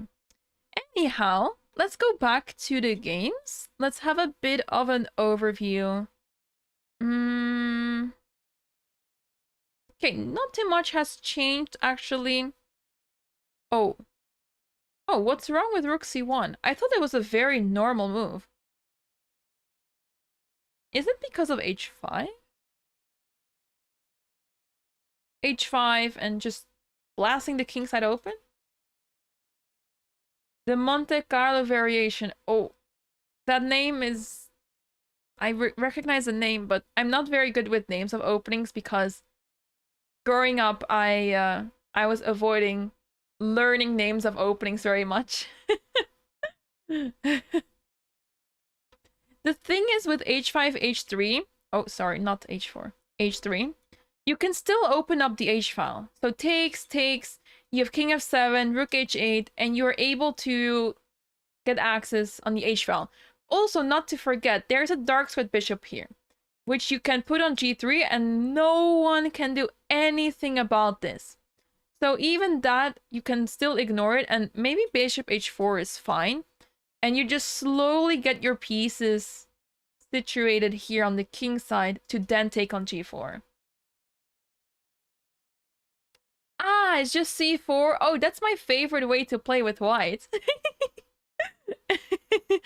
Yeah, I don't mind it at all with black and white. I like it.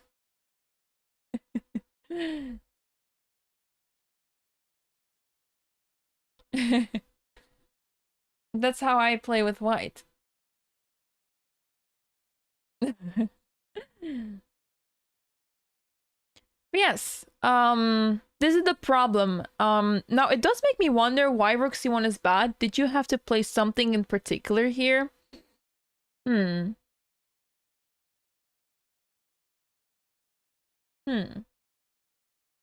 Hard to say. Because white doesn't really have many squares available. It makes me think that maybe you should play king here. Could it be that king f2 was the move? I think it is. I'm not seeing the moves now. Okay, maybe not. I don't know. Engine is changing its mind. I was thinking maybe we put the king on e2. And we just get out of this situation. Because with bishop h4, the king is cut off and essentially never leaving g1 anymore. Because the pieces are so cramped here.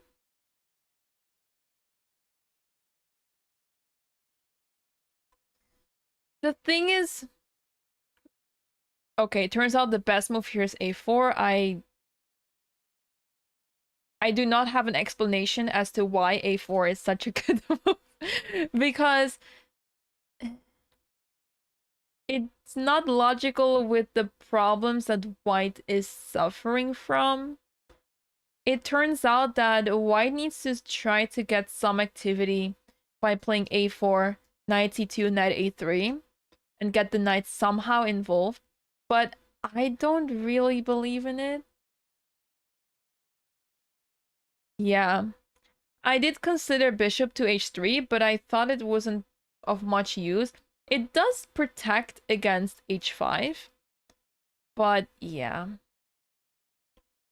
Yeah, this is a bit strange. Rook c1 turns out to be a mistake. Bishop d8 is played. Yeah, the thing is, it's unclear to see where the bishop is heading. It felt more natural to play bishop h4, at least to cut the king off from the diagonal. But turns out that playing rook c8 was just fine here to try to take control of the c file here. Helps open the knight. Aha, bringing it to c4. Right. Right. Makes sense. Bishop h3, queen g2. Yeah, it's just a bit difficult, I guess, for both sides to play, but specifically for white, because the natural moves are not doing much. And you need to come up with a plan here, which is very difficult, because even when you reach c4 with the knight, how do you continue? It's not so straightforward. And bishop h3, it does the job, but it feels very unnatural. It doesn't look nice. I would rather not play this. But I guess if we don't have a better move, then yeah, you have to settle for such moves in the end.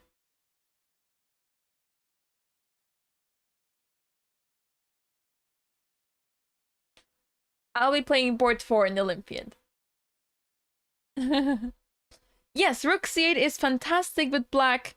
Try to take over the c file, and then probably white would have played rook c4, and then rook c7 is possible, and then you try to take control of the c file once again.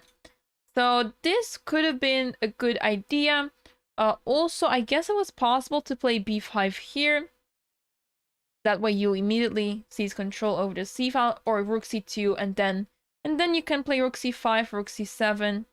I like rook c5 because if rook takes, pawn takes, you have a nicer pawn structure. So yeah.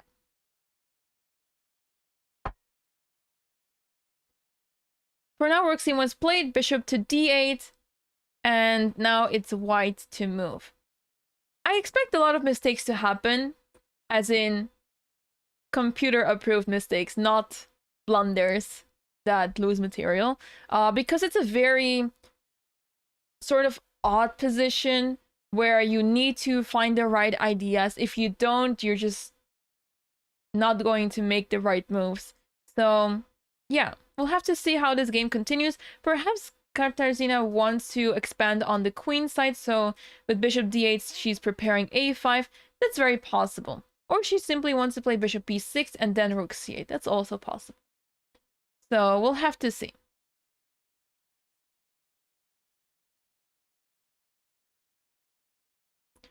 Ooh, I see that in Lara's game that Lara made a big mistake with knight to b3, which is too passive.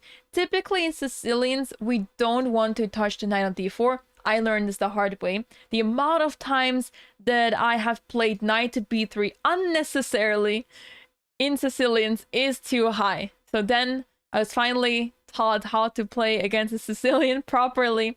And then I learned, unless your opponent attacks your knight on d4, you don't move your knight, because it has such good value on d4, it controls many squares, and you might have knight f5 ideas, either combined with knight d5 or on its own. So you want to keep those options open, or simply to sacrifice on e6 if it's possible. So that's why we would rather wait for our opponent to, let's say, play e5. We provoke this move, and then we would like to move it because we have no choice. But by playing knight b3, you are allowing knight to c6, and all of a sudden this rook is a little bit misplaced. It's funny how the evaluation changes so quickly, right? And after rook c4, you can simply step out of the pin somehow. Not with queen b6 though, because that allows bishop to e3, winning material. So you can simply step out of the pin with queen b8. I know it looks a little bit strange, but it's very common that you play this way in a lot of the Sicilians. In Scheveningen, I'm sure either Paulsen or Kahn, one of those Sicilians, where it's common to play queen b8. The rook can either retreat to a8, or maybe it has a better future after bishop a8, rook b7, and either apply pressure on the b file or on the c file. So it can contribute to the game this way. So yeah, queen b8 would be a nice move here. But we'll have to see what Lara decides to play. She had a really nice lead, and she did have good preparation. But she has been spending quite some time now. So this is giving Ketevan a good chance to turn things around. But she does only have 24 minutes on the clock. Remember, there's no 30 minutes extra added after move 40. So the time that you have is what you will have for the rest of the game. You only get 30 seconds added to the clock. So because of this, you might already be in time trouble. I would already feel like I'm in time trouble with 24 minutes. It's very stressful. So yeah.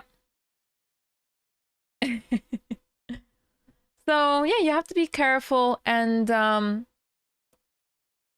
we'll see how this game develops. I think this game will be very exciting still, but I think White's best strategy is to try to play on the clock as much as possible. Try to outplay the opponent on the clock, because the position, a lot of things can happen still. As long as you make healthy, normal-looking moves, it's difficult for Black to find the right moves with such a little time. Well, I also didn't know about the knight on d4 situation for very long.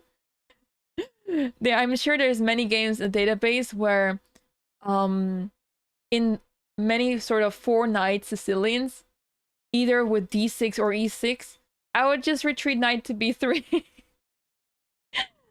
And that is definitely not the move. But I just didn't know it until at some point I learned it.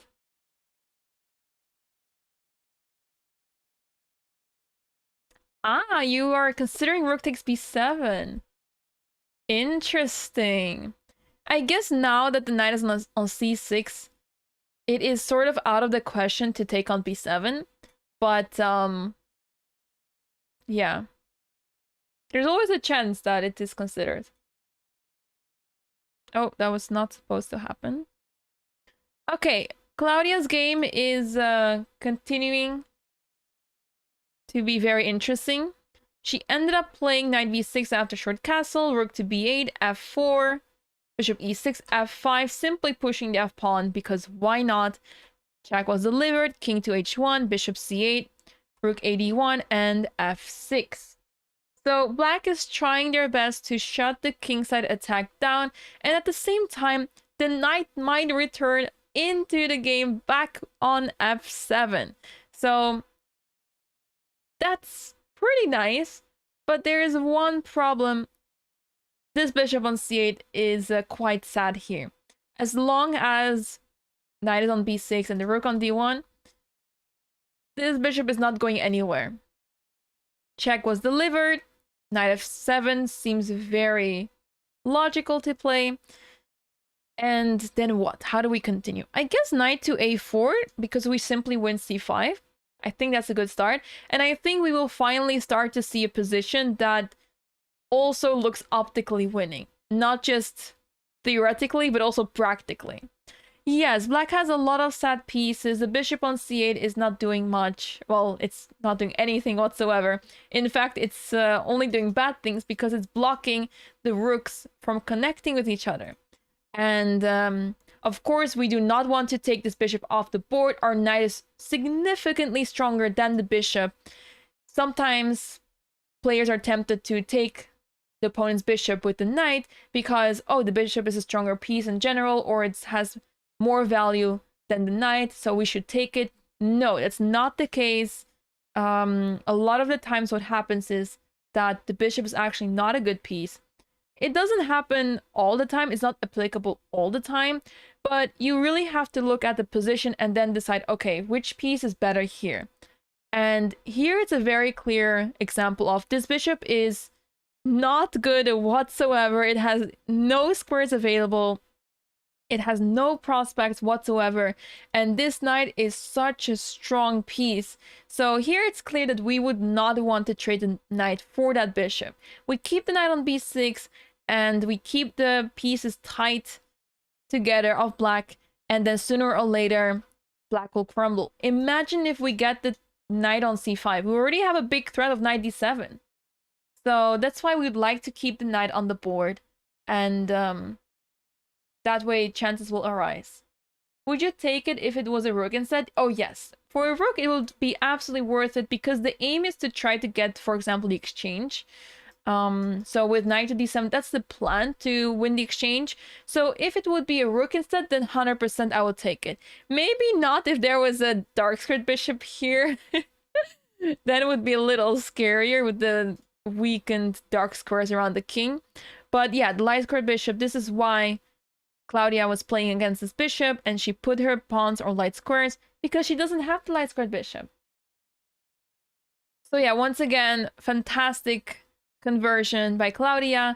She still has to win the game, but she seems to be doing amazing here once again. So let's see how she will fare here. Let's see. We haven't looked at Cecile's game in a while against Elmira. We left off around here where Cecile played h6.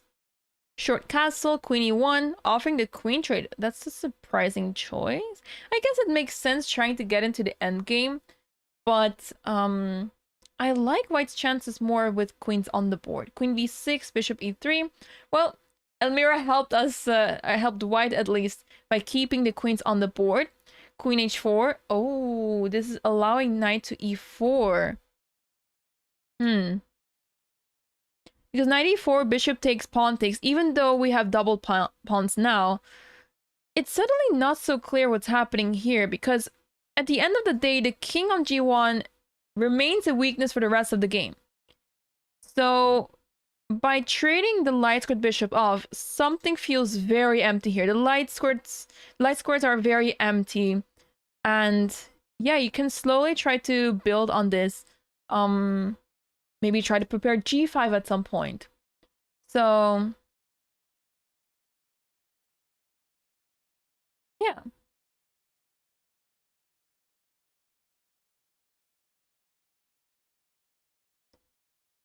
Interesting. But okay, not an easy move to make. Bishop e7 feels more natural. b3, rook, king b8, king g2, king 8. Okay, the king is completely safe now, which I think is a very good idea. The king didn't really have a nice spot, and I think the a8 square is the best square for the king here to tuck it away, and now the game continues. Perhaps black might be looking to play rook hg8 to play g5. Try to open up the king side somehow to start an attack there.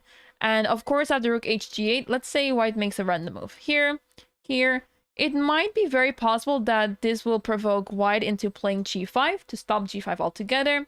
And then, well, knight e4 might be played, and the game continues. So I guess chances for both sides, but I'm starting to like black's position more just because it's just so scary to play with white.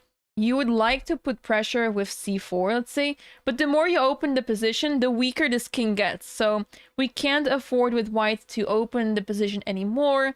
So yeah. I'm curious to see what Cecile will come up with here. For now, she's taking her time. Both players around 45 minutes on the clock, so nothing too much to worry about just yet, but it's going to be interesting very soon.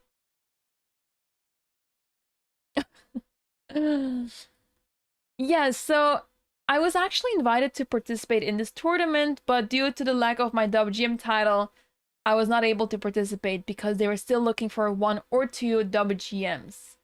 So it's unfortunate that I wasn't able to participate, but it's a pleasure to commentate instead.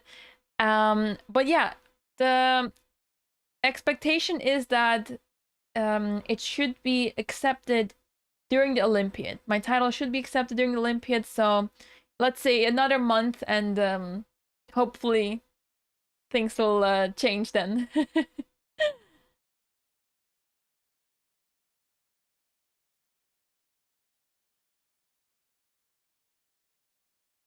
If 94, then trade and black has a weak pawn. So that might feel like it's the case because there's no help in right away. But just to quickly illustrate, okay, it's not a legal, or well, it's a legal move, but it's not a good move now because there's a bishop hanging. Just to quickly go back and explain about knight e4 here instead of bishop e7. So it's actually quite difficult for white to attack this pawn. Let's say with queen h1, like we attack this way because there's very few ways to attack this pawn otherwise. And yeah, you would be wondering, how do we defend this? Well, we can simply play the move f5, and we have this very strong pawn chain over here. And there's not much that white can do about this. Remember, the king on g1 is quite vulnerable, so you cannot really do a lot. Let's say if you start attacking on the queen side, maybe the rooks will start to enter on the c file and then enter on the second rank, and then it looks very dangerous. Well, I'm pretty sure there's a quote about this, so you have to look it up if it's a quote. But it's commonly said that a weakness is not necessarily a weakness if it cannot be taken advantage of. So in this position, e6, it looks like a weakness, but you have to imagine that how can white actually take advantage of it? How can white access this pawn? And by the time that white accesses this pawn with, let's say, the queen, because the rooks, I don't see a way how the rooks can access this pawn. By the time the queen reaches that pawn, let's say queen to f6, you can simply defend with one move. So a weakness is not a weakness yet until the opponent can access it, or if you can access the weakness, then you can consider the weakness. So for now, it's simply a supportive a pawn that is supporting the position, and in case of d5 at some point we can always take. So yeah, it's not a weakness until white can actually access this weakness, because you can make the same argument in the starting position. Oh, the f7 pawn in the starting position is so weak because it's only defended by the king, but can white actually access it already? Depends on the opening. So yeah, it may look like a weakness, but white can't access it. Yeah, I'm sure there's a quote about this somewhere, but I'm not fully aware of it. I'm not, I don't remember the quote exactly or who said this, but I'm sure it has been said before.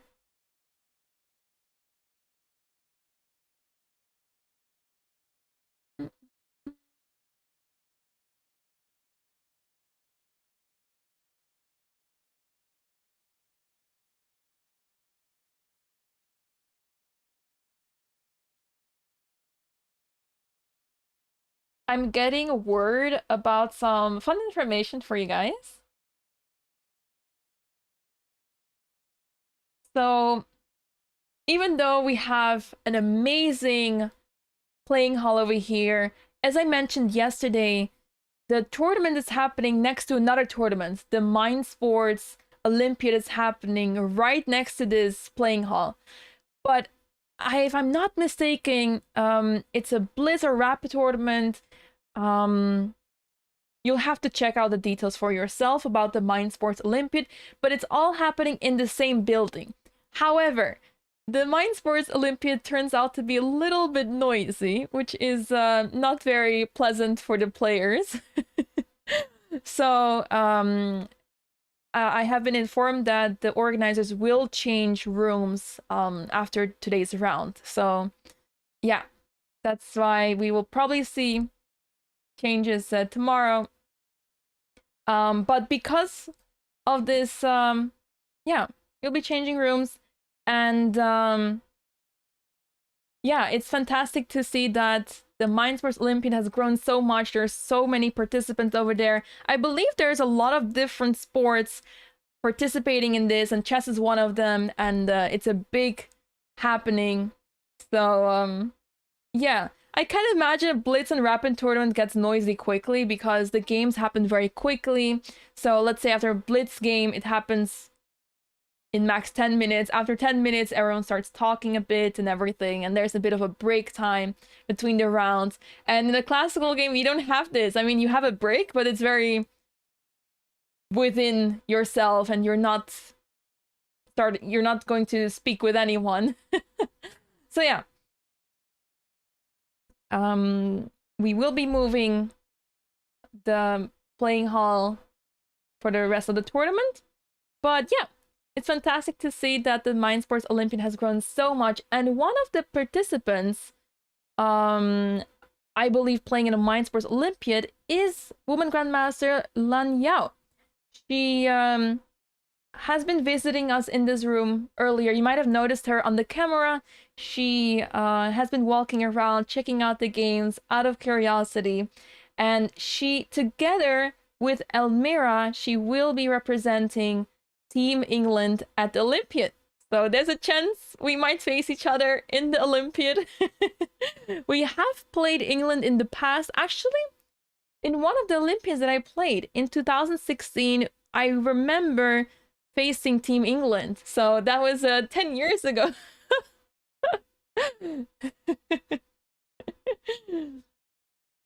So yeah, I have great memories of that match because I won my game. So that's probably why I remember it so well. But yeah. Also good to mention, I believe I've played Yao Lan many years ago in a World Youth Championship, but that was before she moved to England, changed federations, everything, because I believe she was playing for China, if I'm not mistaken. But this was like many years ago. We were still very young. But yeah, she has been playing for England for a while, and she has won the British Women's Championship already 4 times. And actually good to mention is that Yao Lan shared her title this year, or well, actually last year in 2025. She shared her title together with Elmira, so they were both champions. So, just to illustrate how strong some of the players are, because Elmira, she's not having a very good tournament so far, but she's very strong, so definitely not to be underestimated, and she's quite a fighter, so yeah, I have still very high hopes of her.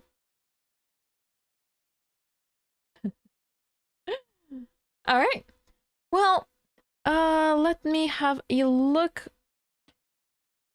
I suggest that we go for a bit of a break. Before I do, let's take a look what the current situation is on the boards. King h3, wow. I love this. I mean, the king is so safe there. So this game between Cecile and Elmira can still go anywhere. I like Cecile's position, but I do like where Elmira's position is going. So this can still go anywhere. So I'll be very curious to see how this game will develop after the break. Let's take a look at Lara against Ketevan. Okay, not much has changed. Lara still up on time, so she has great chances to win this game because remember, being up 30 minutes in this time format, it's almost the equivalent of being up the piece. So I know that's a very strong statement I'm making, but that's how important it is to be up on time in this time control format.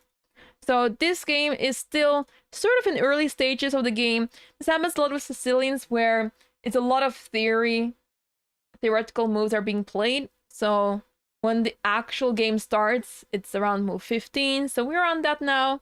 So now the players will start spending some time. Then Klaudia is completely winning against Shambhavi. She already captured the piece, actually. Oh, Shambhavi sacrificed the piece. Well, desperate times ask for desperate measures.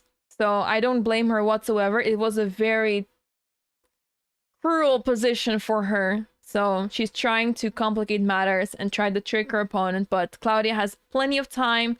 She's not going to give in so easily. So yeah, I think Klaudia is going to win this game.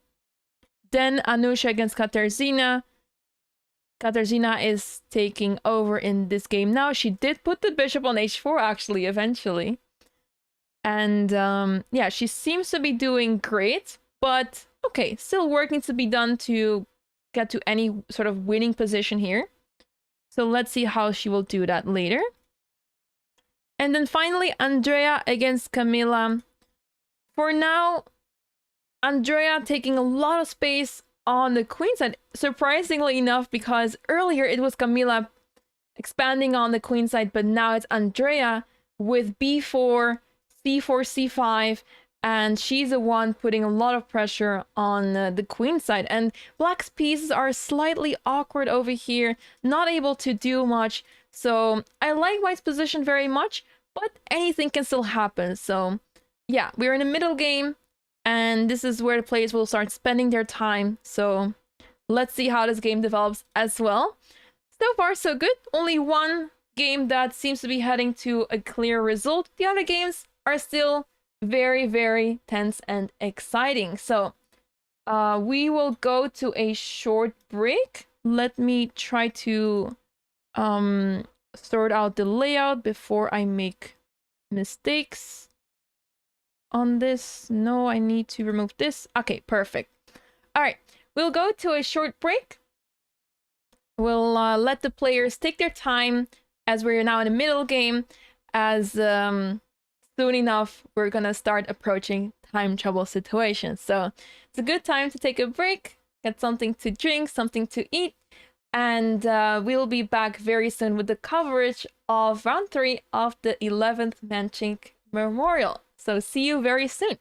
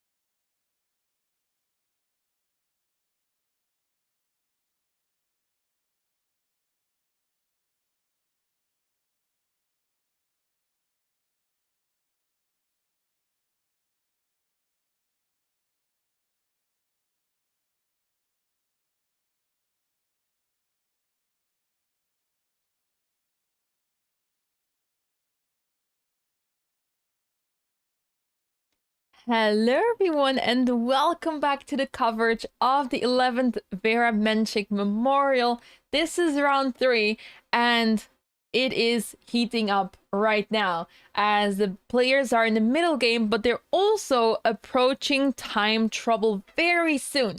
So let's have a look at the games. What has happened so far? I already see a result. We see that Klaudia has officially won her game. I'm just checking real quick. All right, she has not won on the camera just yet, but we already have the result. So she has officially won her game after a very convincing opening, and she finished it off very nicely. She won the piece after her opponent was not able to do anything good whatsoever with the pieces. She was very stuck with her pieces, and Klaudia played very well and wins for the second time. And she is on 2.5 points now. So great win once again. Yesterday she also had a great game. The one game that I did not commentate on, she drew. So maybe this is it helps. No, I'm joking. She plays phenomenally, and it helps that she's playing with white and she's getting those good positions. So let's see if she can continue this trend onwards in the next rounds. For now, let's take a look at the other games. We have 4 more games to go. In the game between Lara and Ketevan, it is just getting started. It's ironic because the players have spent already quite some time, but the position has not developed so much. So with the amount of time that they have on the clock, especially looking at Keti's clock, she has 13 minutes on the clock. It is quite worrisome because we have just reached the middle game. So this is a game that I think it's going to get very interesting, but I think it will be decided in time trouble, and I'm very worried for Keti's clock situation. So let's see how the game continues, but for now, this is for now it's fine. But with 13 minutes on the clock, it's worrisome. All right, and we see Klaudia finishing her game on the camera as well. I've been watching Ketevan be short on time since before you were born. Wow. Wow. Yeah, with a lot of chess players, it's once time trouble is a problem, it remains a problem a lot of the times. And it's really hard to improve on that. I am also very experienced with being low on time. Unfortunately, I have experienced it too many times, but trying to work on it. It's better to have more time and an okay position than a better position with almost no time. Unfortunately, that's how it is. Let's jump to the game between Anusha and Katarzyna. Oh, Queen A4 was just played. Turns out not to be the best move, but it feels like a natural move to try to limit Anusha here, as the B pawn can't move because A3 will drop. So yeah, I like this move, even though the computer does not like it whatsoever, because now it's difficult to find a move with white. And she's going to take her time here, which is already questionable because she's down to 18 minutes. So Katarzyna looking good here. Let's jump to this game. Andrea against Camila. Quite a balanced game. I like white's position, but there's not much wrong with black's position just yet. So with both players around the same time on the clock, this game might be decided in time trouble as well. As the position right now is looking very balanced. And then we have Cecile against Elmira. Oh, I see a knight jumping back to G8. Elmira is very creative with the way she maneuvers her pieces around, but knight G8 might not be very favorable, as the knight is going to take having to take a lot of time to get back into the game. Knight e7, knight f5, and then the question is it even a good idea to trade the knight for the bishop? Especially if it takes so much time. That's not so clear. And for now, Cecile is putting pressure on the queen side where the opponent's king is. Why not? The king side is pretty much locked. So it's really hard to access the white king on h3. Really nicely positioned by Cecile here on h3. And yeah, she might get a nice attack on the queen side with c5 coming up. You don't want to take here. First of all, it allows d5. And second of all, you don't even have to push the pawn. You can just take back and then enjoy the open, half-open b file. So now knight e7 is played. c5 is screaming to be played as this allows the attack on the queen side. There is a chance you can even follow it up with b4, but I think it's a bit too much to sacrifice the pawn for the attack, because I think that it's not so difficult for black to defend with rook b8, but of course it's worth considering. So let's see what Cecile decides to do. She's up on time, which is a good sign for her, but you never know. Time is ticking down. Anything can happen when the players are short on time. I believe Anusha has made a move. She has played rook takes. Oh, a3 was already played. Right, a3 was played. Yeah, I'm confusing it with a different game. Queen to a4, rook takes, and rook c1. Okay, so Anusha is trying to trade all the rooks off the board, and I think she will succeed doing so. But that is not something that Katarzyna minds, I think, because the endgame looks like Katarzyna has better chances, but that might be different if the queens will be traded off as well. So let's say takes. Let's assume any move is played. So bishop d8, queen c2. Yeah, how is this endgame looking like?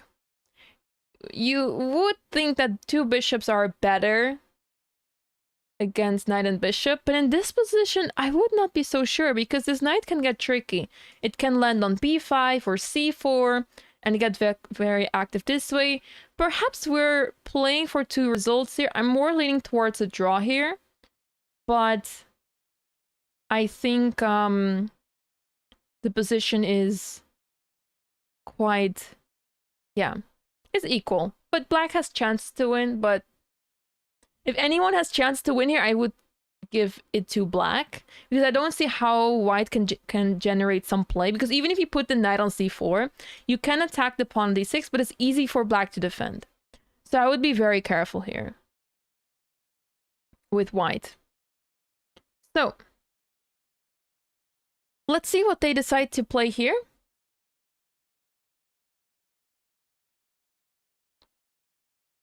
Anusha down to 18 minutes.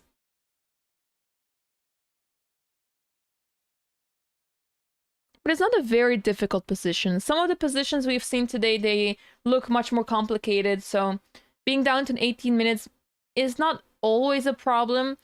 If you're just out of the opening with a lot of pieces on the board and the ideas are not clearly defined yet, then it's a bigger problem.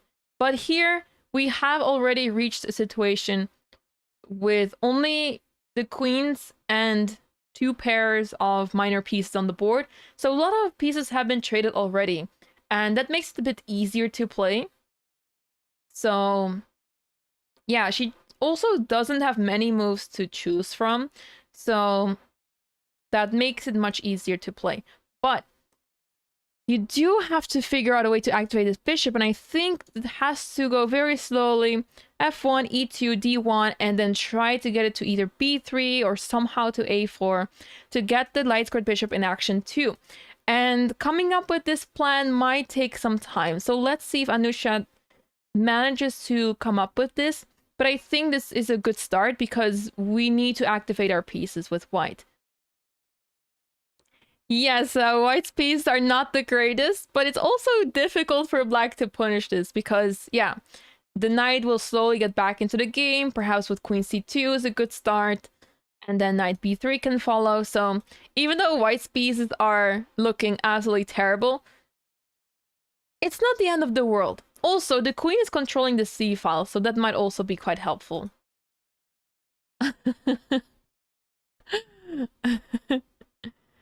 All right.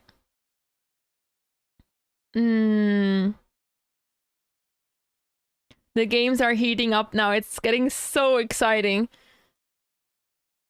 Ketty has made a move in the meantime. Well, both players have made some moves. h4, rook b8, bishop f1, and knight b4. Okay. These are very typical moves, although the bishop f1 is not very typical. But I'm assuming that... what am I actually assuming here? I was going to say that it controls a c4 square, but bishop f1 is very... It's quite a rare move in these positions. So far, Klaudia has won her game already. So she won very convincingly, very clean conversion. The other games are still ongoing, and it's not clear which game will be decided first, and if we're even going to get a decisive result, because so far the games are looking very tense, very, I don't want to say equal, but very close to. There's some advantages here and there, but it's not much. So big chance that we will get some mistakes coming in time trouble as the players are approaching time trouble very soon. You see some players already down to 10 minutes, so mistakes are bound to happen with such little time.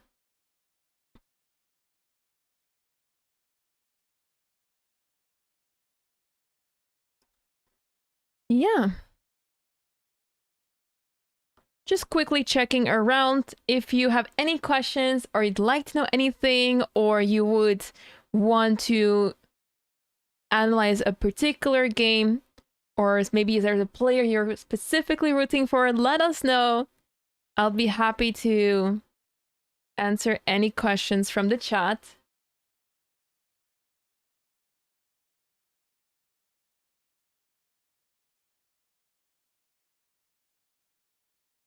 It's quite interesting to see so many of the players walking around. Because me personally, when I am below 30 minutes or I'm around 30 minutes, that's the moment that I don't really want to walk around anymore, because I would feel a little bit stressed, or I would want to take it easy. Maybe I would go to the bathroom, but that's it. I don't want to walk around. Or maybe if I'm in a completely winning position. But if the position is still tense, anything can still happen, then I would rather not walk around so easily. But yeah, it does help that there is it's not a big playing hall, and it's just a few boards to follow, so that helps. But yeah, I normally would not start walking around on this time. But maybe it's a good thing to do that.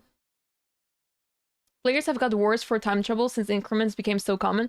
It's like a safety net for them. Yes. Yeah.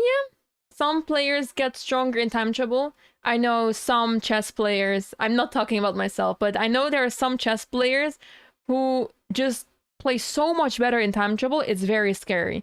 I've seen, for example, Vantika. She has been in time trouble many times, and every single time she just performs magic. I don't know how she does it, but then she somehow beats a very strong player, or she manages to draw someone. She was, I think, completely winning against Daniel Yufa, but then she ended up going for the draw because, yeah, she was low on time and it was getting a bit unclear.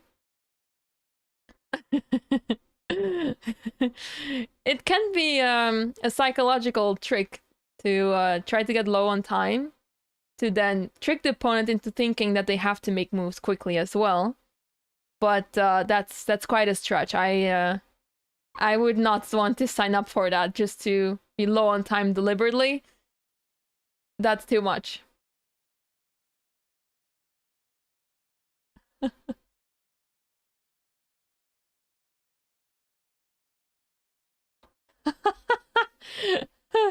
I have just been shared a picture. So there's actually 2 cameras in the playing hall that we have available for the broadcast, and one of the cameras is tied very, very much with a lot of tape to the wall. Because yesterday there was a bit of a downtime of the camera because the camera fell over. So I've just been sent a picture of how well firmly taped the camera is. Perfect.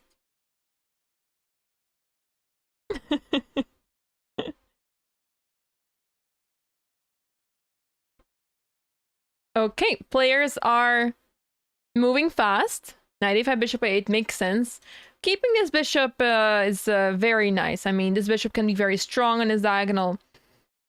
It's one of the more important pieces for black in this opening. Especially with the bishop on f1. I'm actually quite surprised why bishop f1 was played. Because I'm trying to understand what the reason is behind bishop f1. I'm sensing... My hunch is after takes... Were they trying to play c4 somehow? Or covering c4 somehow? I'm not entirely sure, because the thing is, the bishop was completely fine here, and there has to be a reason why bishop f1 is played, but I'm unable to figure this out. So yeah, at the end of the day, it's a move. It's not a terrible move because it doesn't blunder anything. And it's also hard to find any other move whatsoever, because now bishop e3, it's developing the bishop. But other than that, what does it actually do? Because now black has their pieces very well placed. Yeah, probably to try to protect the c4 square. It's the only reason I can think of as well. But yeah, instead of that, knight b4 was played. And this is also helpful to defend the pawn a6. So after knight a5, bishop 8, very nicely played by Keti, as the bishop on a8 is safe here. The knight is covering the a6 pawn, and yeah, not an easy position for white anymore. It looked so pretty a couple moves ago with the rook on b4, but now the rook has actually retreated all the way back to a1.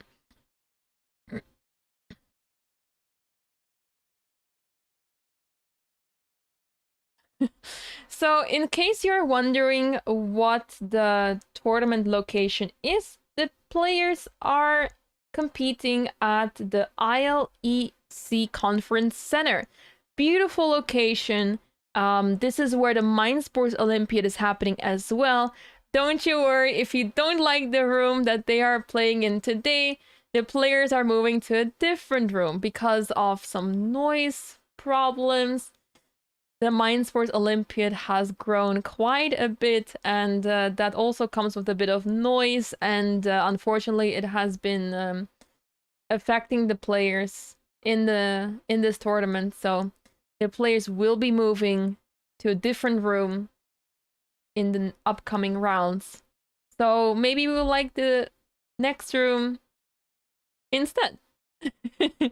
It's my pleasure. Rook a3.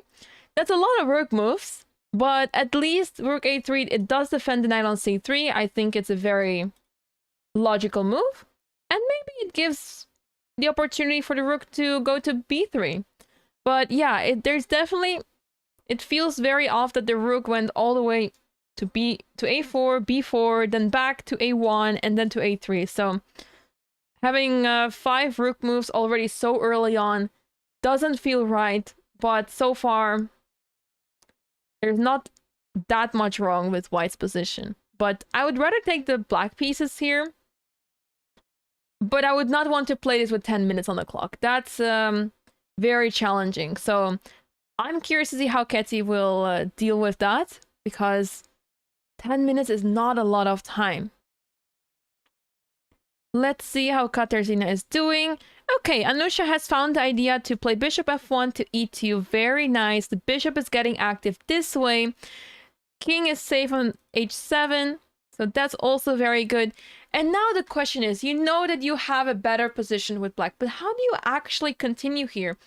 Very difficult. Remember, we actually earlier today in the morning round, there was a very similar endgame, but then only with queens on the board, and all the pawns were stuck.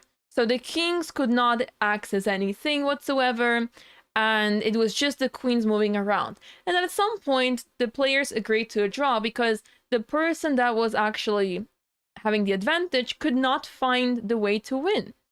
So that goes to show, even though it looks like you have a better position, it may be really difficult to win, and then you end up accepting the draw because, oh, what if I allow counterplay and then suddenly lose? It's always possible. My views on h5 here, it's my instinct, honestly. I was thinking about it very much. I would probably play it here. I'm very tempted to play h5. I have been wanting to play this since probably 15 moves. And I don't really see a reason to not play it, because the thing is, if g takes h5, let's put it on the board. Bishop takes h5, there's a new weakness on the board that we can try to access, and the queen can maneuver to the king side. So yeah, it's not easy to access this weakness here, but at least we can try. So if h5 and if, let's say, h3, then more dark squares are weakened around the king, and we can always take. F takes would be quite a disaster, allowing the passed pawn, so h takes makes sense. It's a pity there's no rooks left on the board, because that would be very useful for the h-file. But you can still try to maneuver around here, perhaps get the bishop to g3 and maneuver the queen to h4. But then again, by the time that you put the queen to the king side, white can also consolidate with queen f1, queen g2. So I think h5 is a really good try, but you will need to have a proper plan to make this work.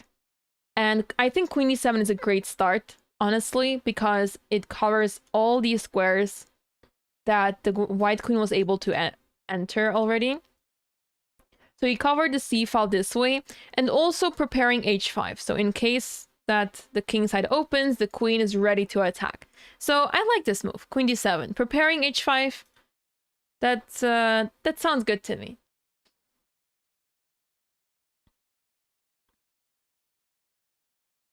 All right, the games are looking so fun. Oh, I think, am I seeing that Cecile sacrifice a pawn? Yes, she did. Queen a5, b4. I was mentioning this earlier, but I wasn't entirely sure if it was worth it. But she's going for it. a3, bishop c3, and she is launching the attack on the queen side. Now, I love it. I love the idea very much. But the problem is that black can quite easily defend everything. And we're missing a knight here, I think, with white, because the bishops can't help so much. This is a good bishop, but this bishop on e3 is not really able to do much. So it's not the most ideal way to attack, but there are some chances here for white, that for sure. That for sure.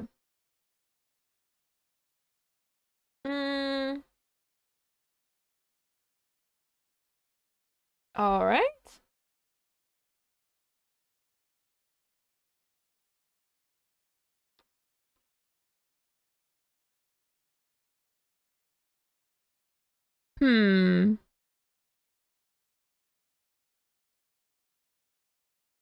Okay. So far, no player in huge time trouble, which is a good sign. Earlier, we were worried about Ketty, but she's down to 8 minutes, which is, well, it's worrisome, but for some reason, I'm not too worried about her position right now. Even if we go back to her game, even if she simply plays, let's say h6 or g6, I think she's still fine. But what matters is that she plays those healthy looking moves quickly, and then we get this balanced position, and then, well, whoever wins that wins.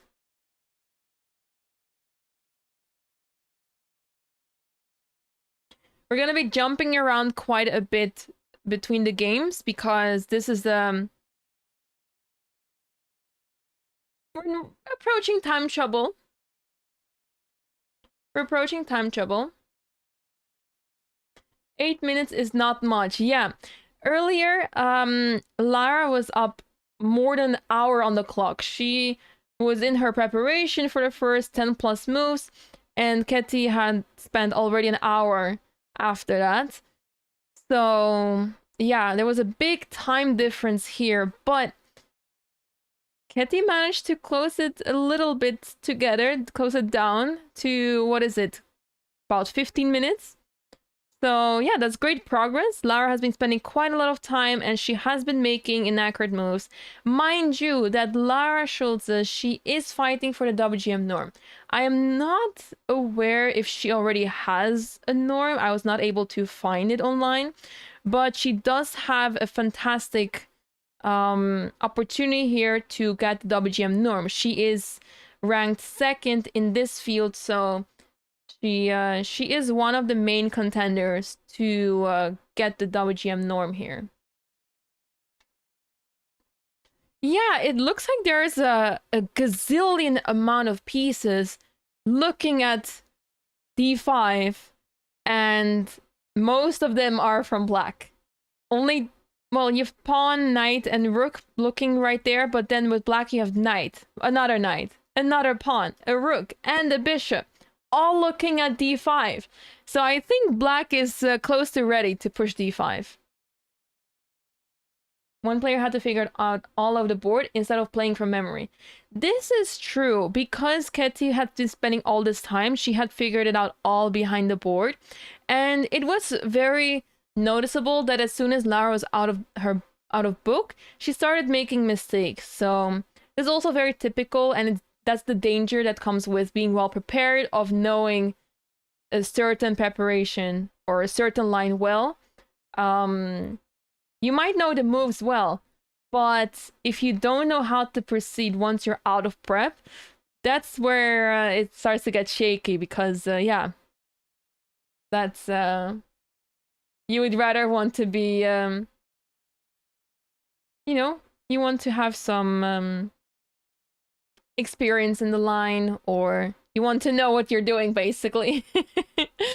So yeah, Lara got quickly punished for this, and that's why we got into this very balanced position. But I do like black's position much more. I would rather take the black pieces. I struggle, honestly, to find a plan for white, because what can you try with white here? If you move this bishop, I don't think it really helps. Maybe bishop f4 to stop d5 is the best chance, but yeah, it doesn't look very pretty altogether. You might even consider playing bishop e5 after that. So yeah, it feels like white is the one that is defending here. And when you're playing Sicilian, defending with white, it's not a good thing. It's not a good idea. You usually want to attack with the white pieces. So if black gets initiative, very dangerous. Very dangerous. Okay. Let's take a look.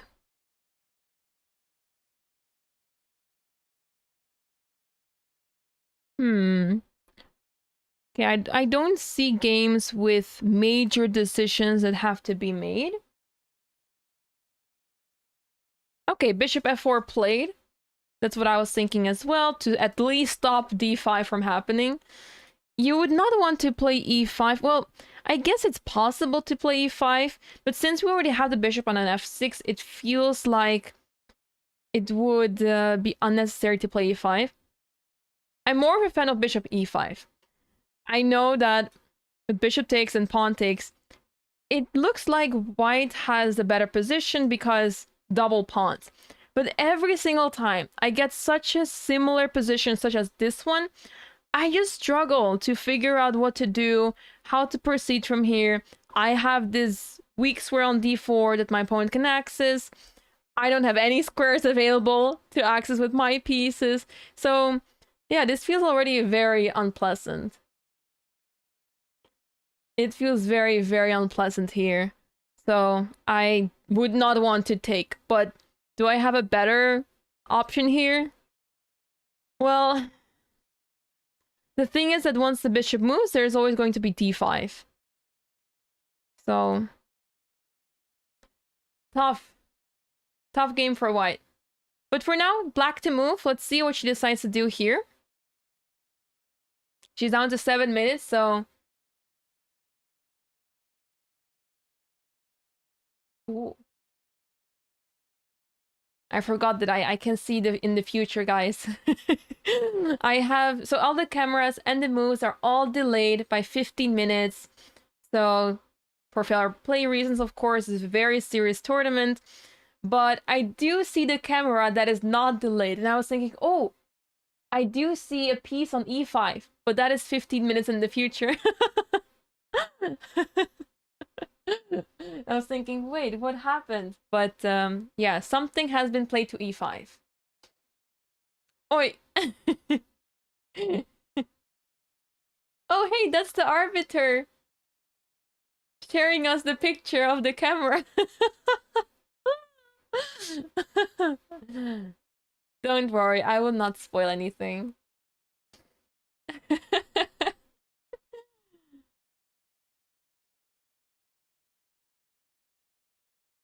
Okay, I believe a move was made, or was that white who played on the camera? This camera might be even further delayed for some reason, but that's okay. As long as it's delayed more, it's fine. It's a bit difficult to change the delay because I use a slider that is basically counting in minus right now. And the OBS slider that I use for this is very inconvenient to use, so I would not want to touch that anymore. Yes, absolutely. The next 30 minutes, okay, maybe 45 minutes. But yeah, the next 30 minutes, a lot of exciting stuff will happen. So get ready. Get ready for some excitement. I see Evil Bar jumping ahead in Cecile's game. What happened here? Rook a2 was played, knight to f5, and rook c1. And I think we're dealing with a trapped piece, everybody. What was she supposed to do here instead of knight f5? Oh, of course, move the queen to get the bishop back to c7, or at least to a5. Now, after rook c1, bishop is trapped. Rook c2 is a threat.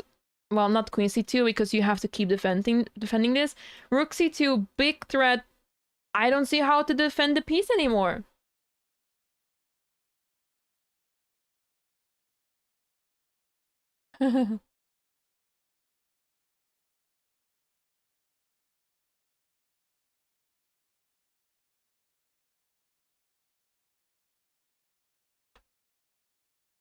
Yeah, this is not looking good for Elmira. Cecile looking to win another game.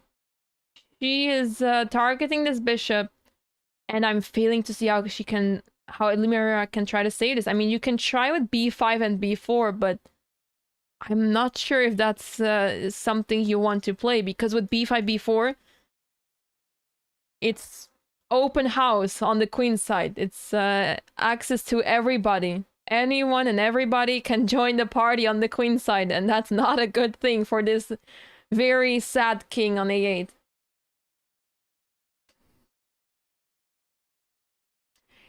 Yes, I was thinking of this as well with knight takes e3, but the problem is that the rook covers d2 as well, so there's no bishop d2 happening.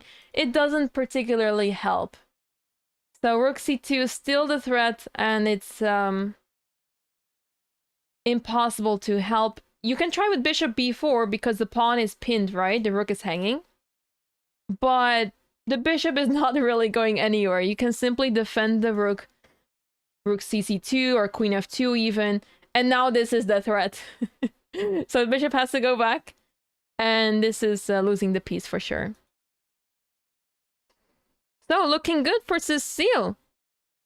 She might be looking to win this game. All right, what is happening on the other boards? Let me quickly take a look.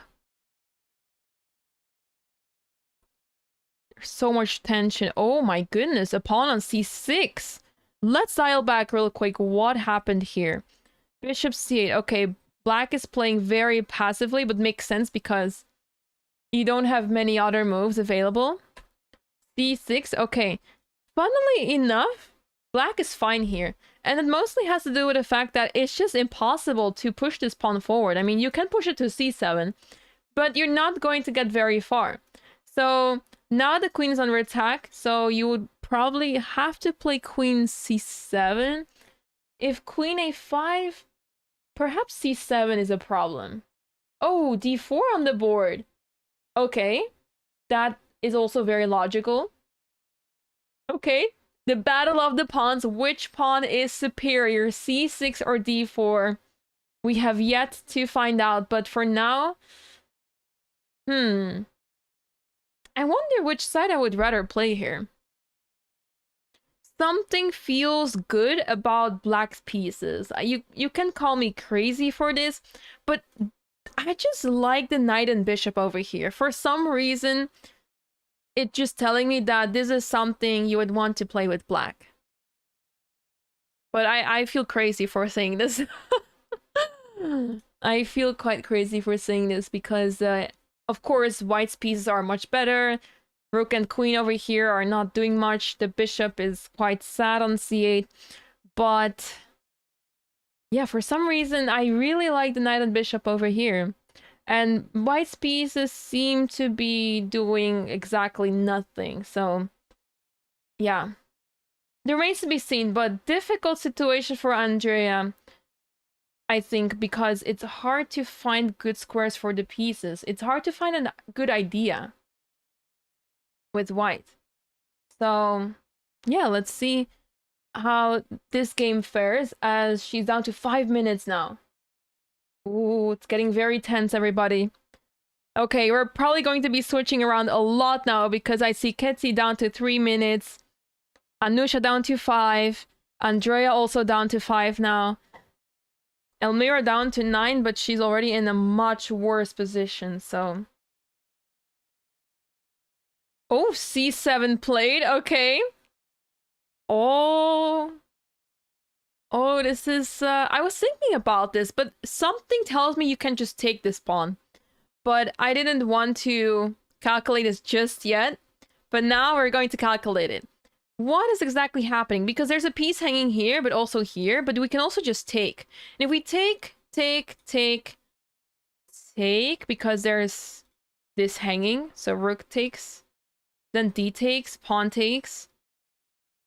And we're looking at bishop e6, and a2 is essentially dropping. Instead of rook takes, knight takes d4 seems to be better, of course, because if bishop takes, rook takes c7, and crazy position we're looking at. We're heading into some rook endgame, and it turns out it's zeros, so that is crazy. Instead of taking here, we can take on b5, take here, and we just enjoy the bishop pair and hope that it works out. Bishop e6 or bishop f5 rather. I don't like knight c7 with bishop on e6. Interesting. So queen takes c7 is very possible. Now the next question is, what about knight takes? Maybe we can keep the queens on the board. Well, here, knight takes d4. The thing is, if we take here, knight takes b5 as discovery attack, but maybe it's not so bad because we just move the queen. We just move the queen anywhere and we're fine. Yeah, this pawn was doing a fantastic job to neutralize his bishop and keep the tension on the board and sort of restrict black's pieces quite a bit. Let's see. So c7, knight takes, knight d5. But is there something with knight c6 happening because there's a fork? Knight c6, and if knight takes, rook takes, then we have a fork. Is this the line that you meant? Yeah. Yes, you can just recapture. Yeah, exactly, yeah. Okay, so a big opportunity for Camila to take control of the game. This is what I was saying, right? This knight on e6 feels so strong, and the bishop as well. Something feels right about black's position, even though half of the pieces are bad. Half of the pieces are bad, but the other half are actually doing quite well. So that's why I was not sure if I dislike black's position that much. So yeah, actually quite like black's position even before c7. But this is the reason why I like the position so much, because everything just makes more sense with black. And it shows in this line. Okay, let me see.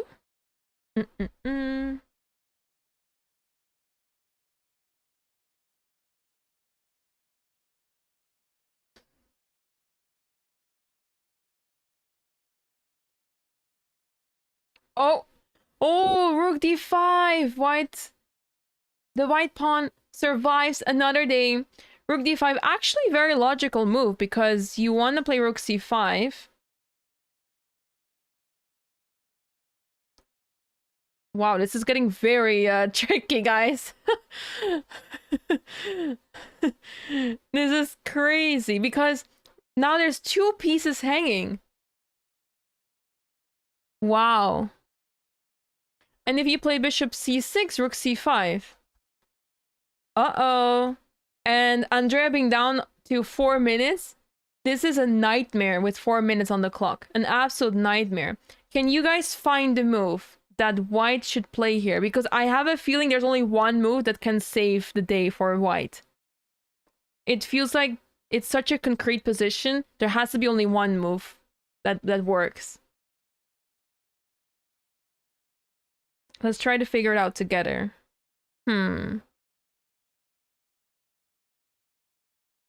Yeah, I'm leaning towards a sacrifice, but I can't really justify it. Oh, knight c3! What a beautiful move! I didn't see this whatsoever because of the... There's a beautiful pin here. We have 3 different moves. 3 different moves in chat. I love this. I'm telling you, that's such a beautiful position.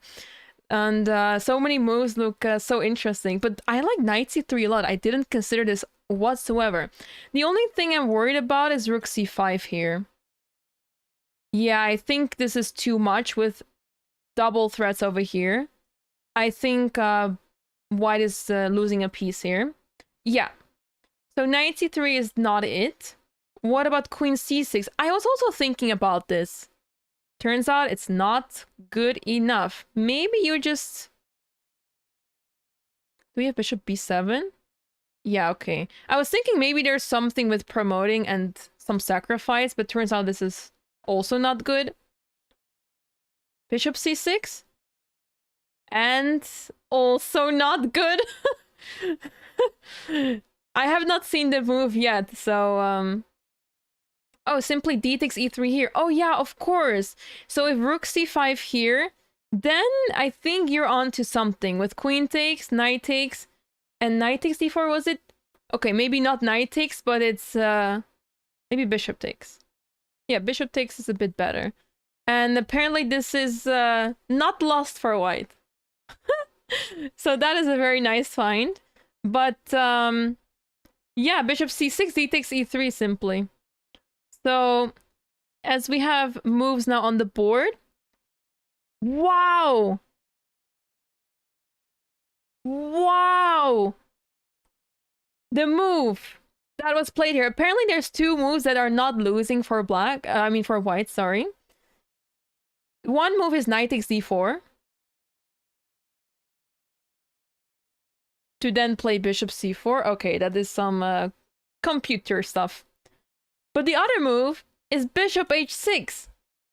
So clever, and this is played by Andrea as well. She plays bishop h6 in only 2 minutes with such little time, because after rook takes b5, there's queen c6, and it's checkmate.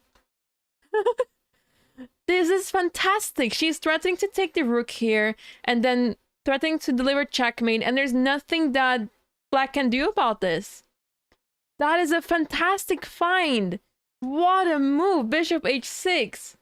Oh, it would have been so amazing if you mentioned it, Nordertal, because I didn't see this whatsoever. I was thinking of all the moves in this block here, over here, but I didn't notice bishop h6 at all. Very nice threat of queen c6.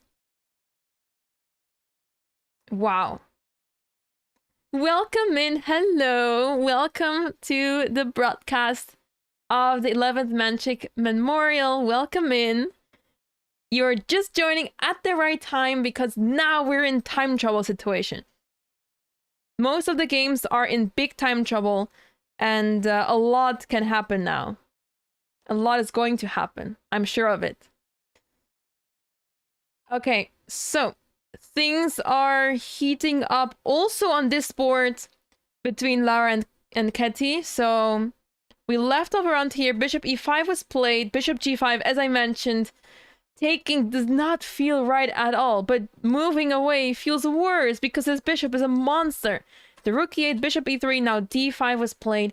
This is what we were talking about earlier. Once d5 is played safely, it is looking very worrisome for white. I don't like white's position whatsoever. I mean, the pieces are there. There's no harmony in white's position. They're all just standing there passively trying to defend. But yeah, I would be very worried here with white. And time is getting closer. Remember, at the beginning of the game, Ketty was spending a lot of time in the opening. So she was down an hour compared to her opponent, who was playing very quickly.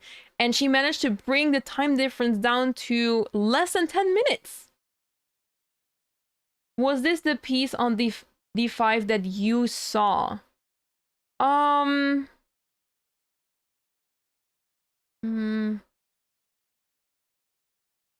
don't remember. Maybe. I don't remember. I think yeah. I think it was the bishop. Yes, I think. Although it looked like a different piece. Maybe there was a queen on e5, but I think it was the bishop. I think it was the bishop. You can see it now on the camera, I guess.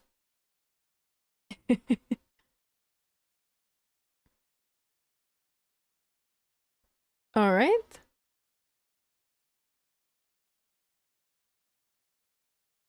Let's jump to this game. Anusha against Katarzyna. What is happening here? Okay. h5 was played. Perfect. Always good to play on two sides. Black is the one in control in this game. So playing on two sides, perfect. Love it. Queen e2. Defending the pawn on b2 because a4 was a clear threat to get rid of the knight to take b2.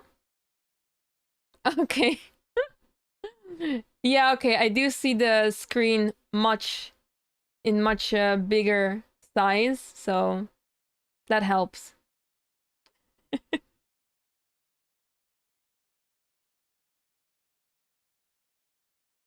But yeah, Katarzyna is the one pressing here. But the question remains, can she actually convert this position? If she plays a4, which is a very logical move, the problem is that she might not be so sure about this because it shuts the position down and you want to open it up when you have the bishop pair. So, yeah. At least with a4, the knight cannot maneuver to c4 anymore. So after a4, knight c1, the knight is extremely restricted. So that might help in her chance to convert this game. It might help her a lot. But still, a lot requires here to win this game.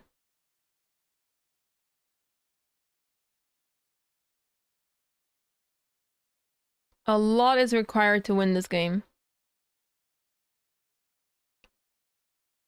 Let's go back to Cecile's game against Elmira. I believe we saw a4 being played. But let's jump back to this different game as Elmira lost a piece, but she found a way to complicate things. Apparently it's not that easy. I mean, already with a normal looking move, it's not that big of an advantage. All right. Complicated position, but okay. At the end of the day, white is up the piece. Oh, f5. I love the way Cecile plays. She crushes the position open as much as she can, And she closes it at the right time too. But with f5, she's breaking the position open, ready to involve the bishop to f4, get the bishop active, and yeah. Also, if e takes f5, d5 weakens.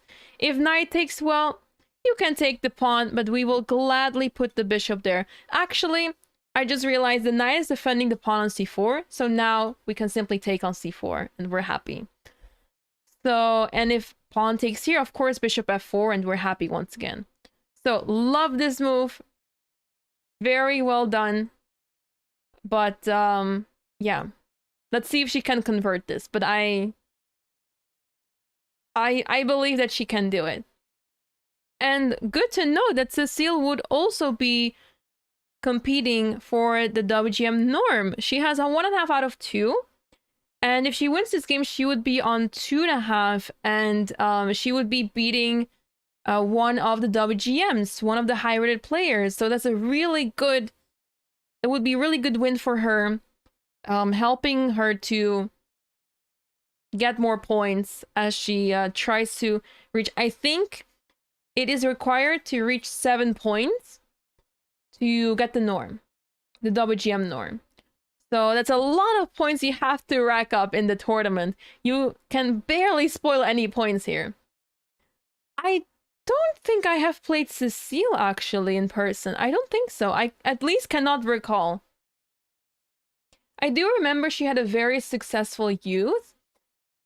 I saw her a lot of times in European and World Youth Championships, but I believe she's 2 years older than me, so I was never in the same category as her.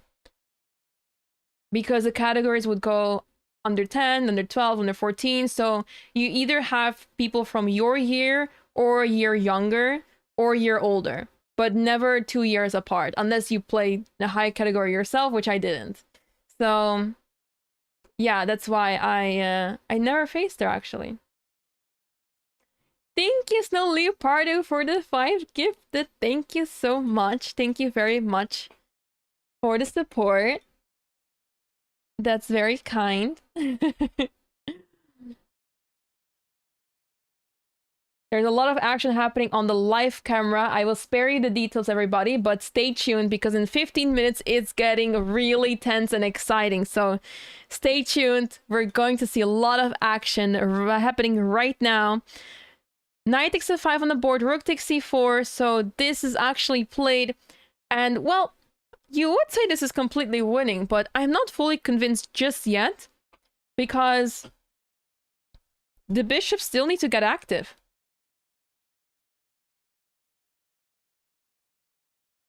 The bishops still need to get active. So let's see how Cecile will convert this.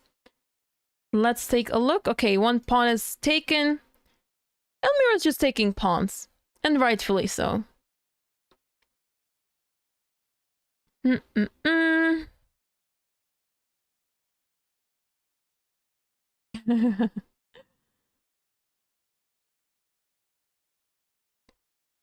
12 minutes on the clock. She has plenty of time to figure it out, which is absolutely amazing for her. Elmira having a tough tournament.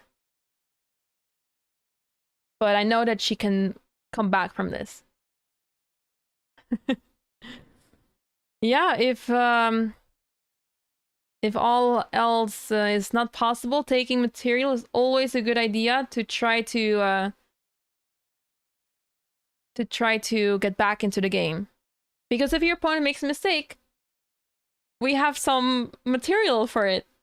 We have some material to come back, and then we can even try to win or equalize. A bishop move or a rook to c3. Yes, I would think rook c3 feels more natural. This rook has done its job. It took the pawn on c4, so now it's time to go back. Yeah, that would make a lot of sense. Oh, the game of Lara and Ketty is heating up, everybody. Let's quickly jump back to that game because Ketty down to 1.5 minutes. What did we miss here? Bishop e3, d5. f4 was played. Actually, a logical move to get e5. And then bishop c5. But Here we see a typical situation where you push the pawns too much in front of your king. And the problem is that this king is feeling very sad and there's very less help around the king. And it is very common in Sicilians that black gets access to the king on the king's side. It happens. It happens quite a bit. So this is actually a position where I would be worried with the white pieces, as in I would really desperately want to put my bishop on g2. If I don't manage to get my bishop on g2, I'm worried. Let's say queen gets to c6, d4, already a checkmate threat. Well, not necessarily checkmate, but a deadly threat. Let's put it that way. Perfect French structure, yeah.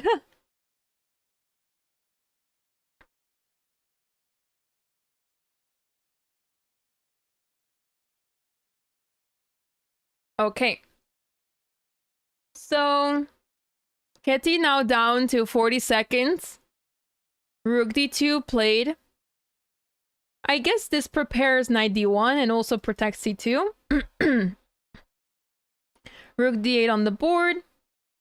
Preparing d4, right? Makes perfect sense. And if you try to control d4, I think you're asking for trouble. Something up with queen c5, I think, is quite problematic. A lot of good moves here. Knight c4 even, a good move. Wow. There's a lot of options here with black. Let's just try to follow the game. Because in this time scramble, anything can happen, and I'm really curious to see what is going to happen. I'll keep an eye on the other games and inform you guys once we see something crazy happen. But I think this is the game to follow for now.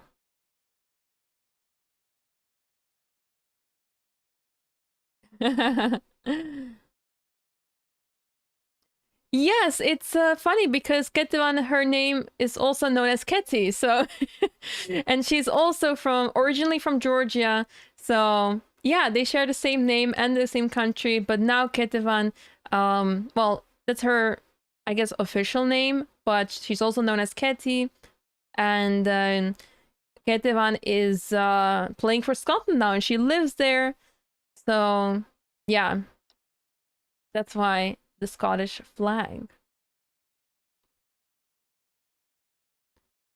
Bishop takes c5 on the board, queen takes c5. Makes sense. Mind you that the players only just reached move 30, which means that even if there was 30 minutes, sorry, after move 40 added, the players would still be in time trouble now. Granted, yes, very nice. So, yeah, it's quite crazy how quickly the players get into time trouble, how soon in the game they already get into time trouble. But that makes it more exciting for us viewers.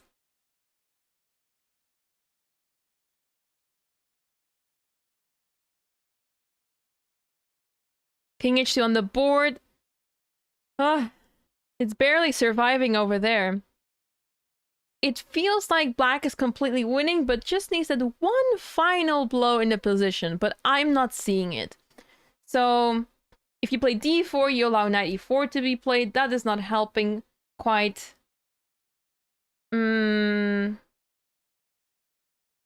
not easy to find a move here. Let's see, what does Ketevan decide to do here? Knight c4 is not possible because of knight takes. Knight c6, I don't want to trade my knight off. Oh, she plays knight c4 anyway. Because knight takes, pawn takes. Let me quickly show it on the board. Knight takes, pawn takes. Queen takes is not possible because there's a rook hanging. So you take, and after queen takes, the pawn on c2 is hanging. There's queen f2 check, there's rook d2 check. All the pieces are coming in, and it's simply lost very soon. Also, a nice tactic to show here is king h3 is followed by bishop g2 check. bishop takes g2, and queen takes c4, winning the queen by force. So there's a chance that this might happen, everybody. There's a chance that this might happen on the board. Knight c4, fantastic move. I was not sure of it just yet, but upon calculating it further, realizing that the second rank is a big problem. Knight takes c4 on the board, pawn takes c4. It's important to keep the queens on the board because this king is weak, so having the queens on the board is advantageous for black. D takes c4 played. Yeah, big chance rook takes d8 might be played here. Very big chance. I mean, you would want to take here. If not, I guess, well, you could still play bishop g2, I guess. Yeah, it does make sense to play bishop g2, but it's really difficult to shift the focus from c4 to this diagonal back again.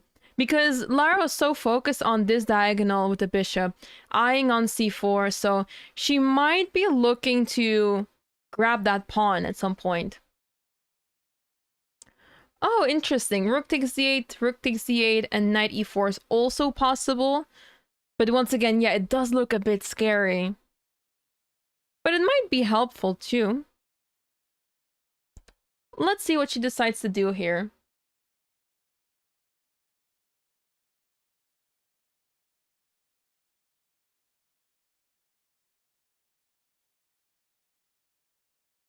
With only 5 minutes on the clock.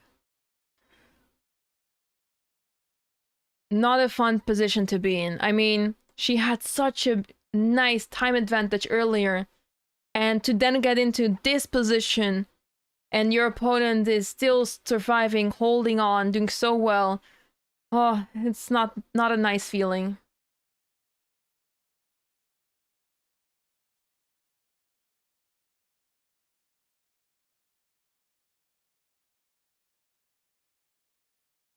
Those GMs, yes.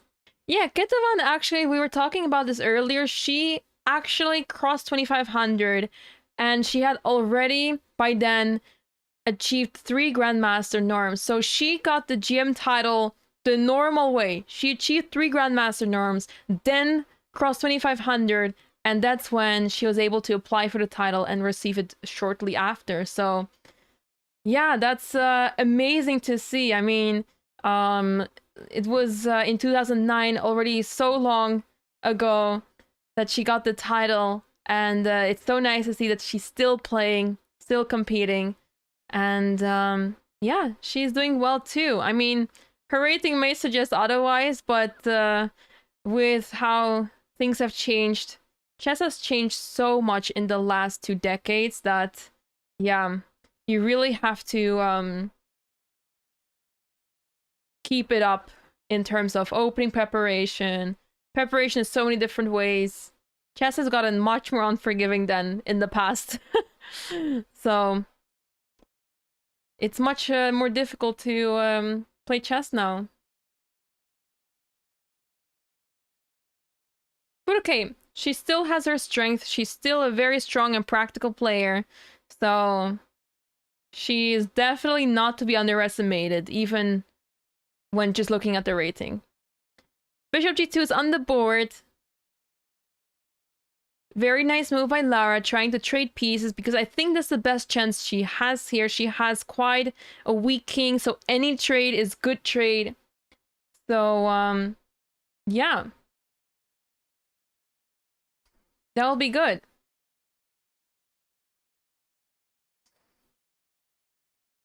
Hello, Anna. Welcome in. Hello, hello. Good to see you. Welcome in. Would have been so nice to see Anna participate in this event. This is the Menchik Memorial, and there's 10 women participating here, and they're, well, not all of them, but 7 of them are fighting for a Woman Grandmaster norm, and also some players are fighting for a Woman International Master norms. So yeah, it's an amazing field, very exciting games.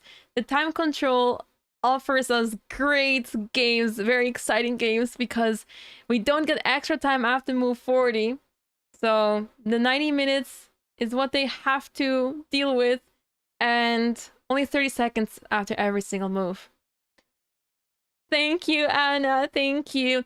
It's going fantastic. We're covering the afternoon rounds over here, not the morning rounds, because there's 2 days with double rounds. Also tomorrow I will not be covering it, but we're covering some of the rounds, and yeah, it's super amazing. I mean, there's been such exciting games. There's a lot of fighting games happening, which we love to see. Some surprises here and there. And I think in this field, anyone can beat anyone. It's, yeah. It's a very tough field. They're all, like, fighting and, yeah. It's going to be very interesting to see who is going to win the tournament. But so far, we're just in round 3. So anything can still happen. Some have a bad start. Some have a really good start. So yeah, that can help with getting the norm, because Lara Schulze, even though she is second seeded in the tournament, she does not seem to have the Women Grandmaster title. So she's looking to get that, to get the norm over here. I was hoping we would have moved by now, but I'm not receiving any more moves in this game. Oh, wait, what? Oh. The game just ended in a draw. Okay. Okay. Okay, well, this game clearly ended in a draw. I had no idea of this. Let's jump around to see other games. You know, when I saw... So the games are delayed by 15 minutes. But I do have the live camera over here. And I knew that they finished the game, but I expected someone to blunder in time trouble. So I was very excited and looking forward to see that happening. But I didn't realize that the game actually ended in a draw. I didn't know this. So yeah, back to the game between Cecile and Elmira. Wow, bishop to d6. Oh, what a stunning move. Queen takes d6, queen takes b2. And this is leading to, well, either mate or you win the queen. Very nice move. Bishop d6. Wait, early she played not a brilliant move.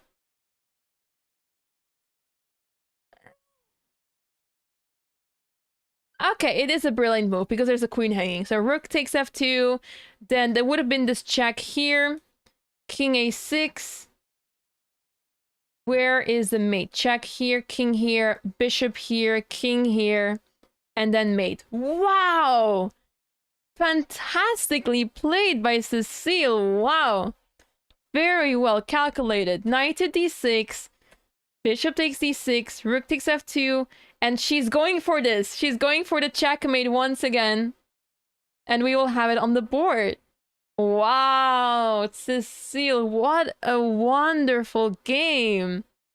No, she played fantastically this game. She completely outplayed Elmira. I mean, it was getting a bit dicey in the early stages of the game, but later on, she just played magnificent chess. And I think this is lights out. I mean, it's mate in 2, so I expect resignation or checkmate any moment now.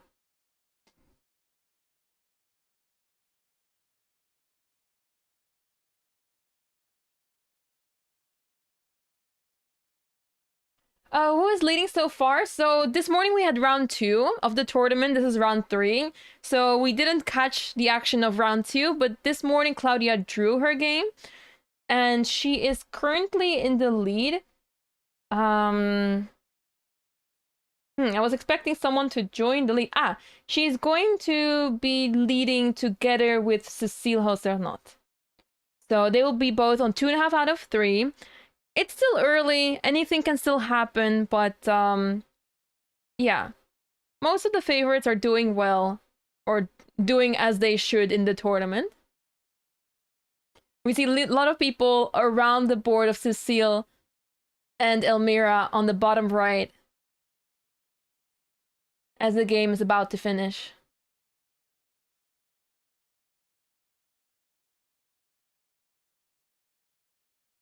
I think the game is already over by now. Yes, resignation is confirmed. Cecile wins her game.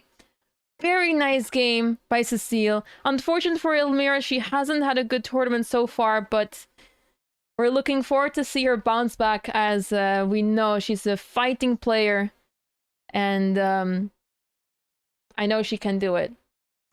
So, there's 2 games left, everybody. 2 games to go. We have Anusha against Katarzyna. Oh, this game went to an end game. All right. The queens have been traded, and I'm not sure how to feel about this, because now it's really difficult to see how black can infiltrate here. You almost have to take here. Now, this game seems to be heading for a draw, unless black can get the king active here. But once black tries to enter with the white king can just stop it with king f2, king g2.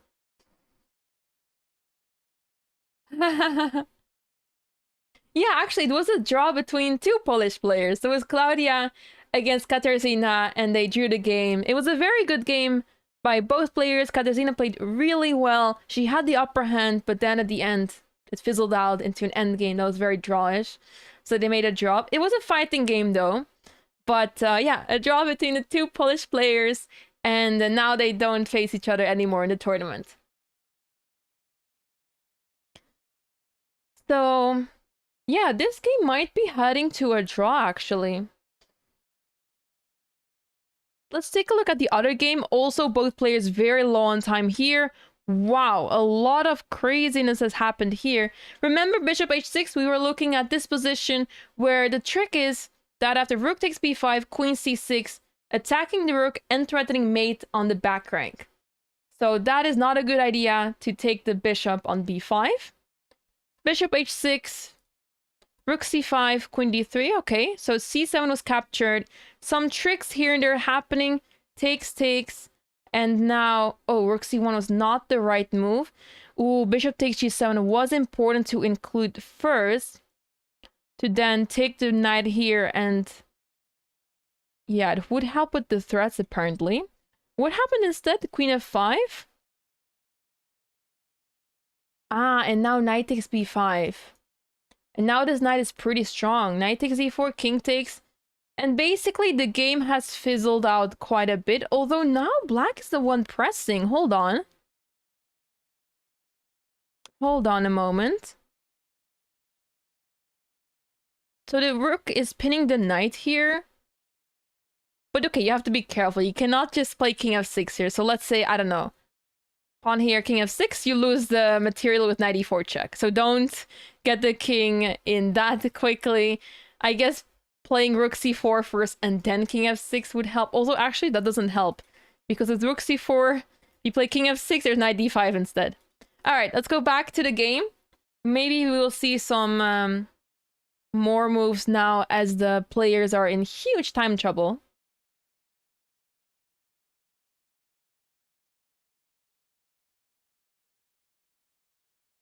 Huh?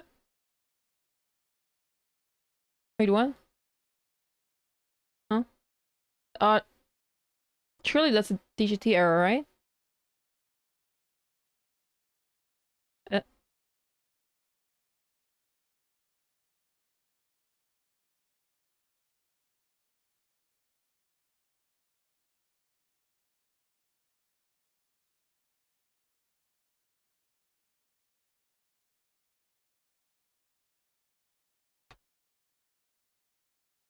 Let me look at the camera.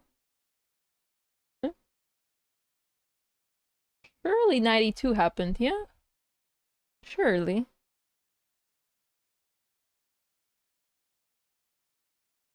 Hmm? Knight b on... Oh, knight e2. Maybe this is what happened.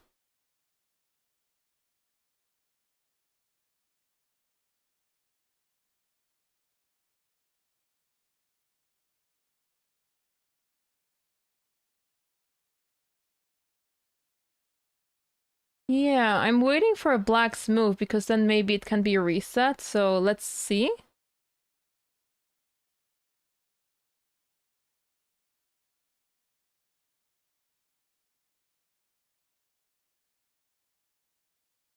because I'm not buying this.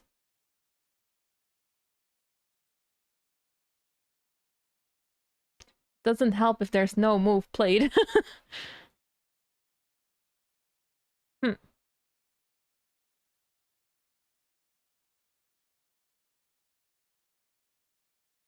Well. Oh! Yes, you might be right. Maybe they drew. And the knight just went back to b1. Big chance that the game ended in a draw, yes. Oh, I see. Let me look at the camera closely.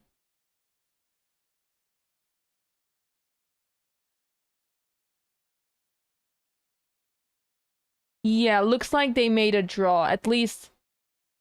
Especially because we're not seeing another move. So I think this game ended in a draw. Let's go back to this game. The game between Anusha and Katarzyna, yeah, this is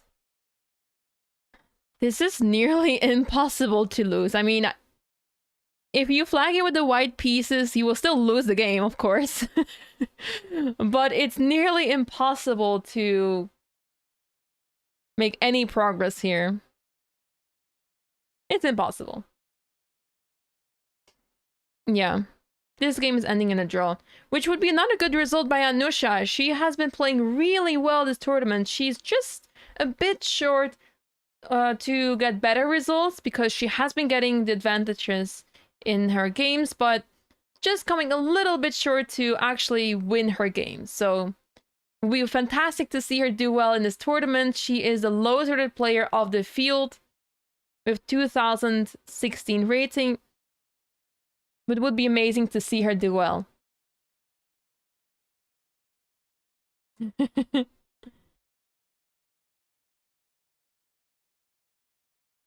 the pawn was on b7 instead of b5, then this would be winning for black? Yeah. Yeah, exactly. With the pawn on b7 or perhaps even b6, I guess putting the king on b5 and you just win, yeah. Yeah, you would be winning, I think. Should be winning. And that's why pushing pawns, especially in the endgame, you have to be careful.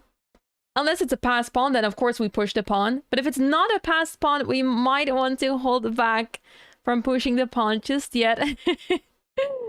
Especially in such a close position, you want to have a way to open it. And right now, all the pawns are pushed so far into the position that, into the opponent's camp, that there's no way for either side to break through. Well, I guess Anusha could try to play b3, but that would be a disaster, allowing a3 with promotion. So we don't want to touch the b pawn whatsoever.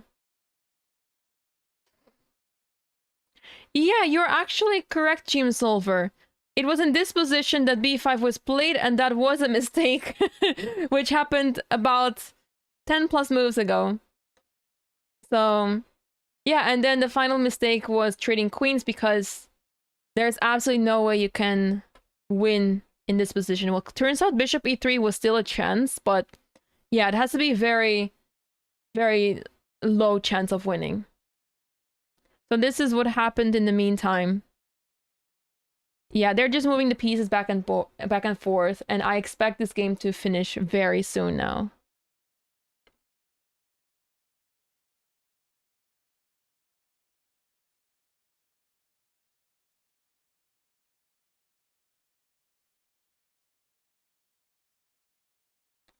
So let's take a look.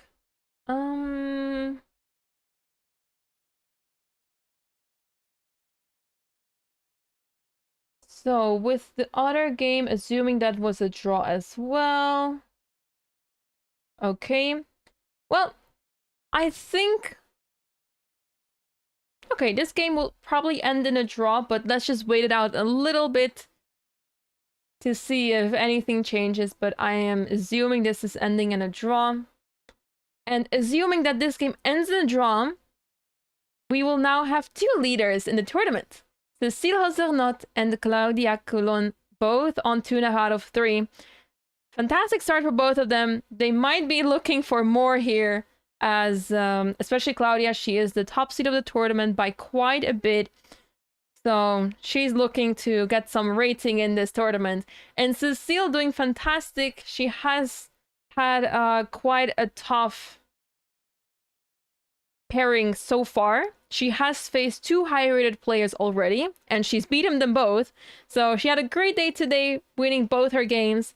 And yeah, she's doing amazing, and she is also fighting to get a WGM norm. I think the game has now officially ended, so I assume that players made a draw. And with 2 points, Lara Schulze and I believe joined by Andrea Mariuara Kosman, both on 2. And with 1.5 points, we have Keti with Camila, I think. Is that true? Yeah, I think that's true, assuming that that game also ended in a draw. So yeah, the players are very close in scores, but of course that makes sense. It's only been round 3, and we don't have any player with a 100% score anymore. So yeah, we had another day of fighting chess. Earlier, it was round 2. Now round 3 is essentially in the books. It's over for today. And that brings us to the end of this broadcast as well. Thank you so much, everyone, for tuning in today. It was another lovely day with a lot of exciting games and some drama here and there, but that is part of this tournament. It's a very tense tournament, a lot at stake for the players. Norms are super important, so I'm sure that there will be more fighting action happening in the next couple of rounds. For now, 3 rounds in the books, 6 more to go. Tomorrow we have a rest day on the broadcast. We're not going to have a stream tomorrow. We're having a rest day, but the show goes on. The action continues. Tomorrow, the players continue with round 4. We will be back with more action in actually round 6. So we'll be back with this broadcast on Thursday. So stay tuned for the next broadcast. If you're impatient for the broadcast, you can always check out the games online. They're still live, they're still running. So make sure to check out the games in the meantime. But for now, we're signing off here. Thank you so much, everyone, for watching. I hope you enjoyed this round today as much as I did. And I hope to see you guys on Thursday, as we will be back with the action of the 11th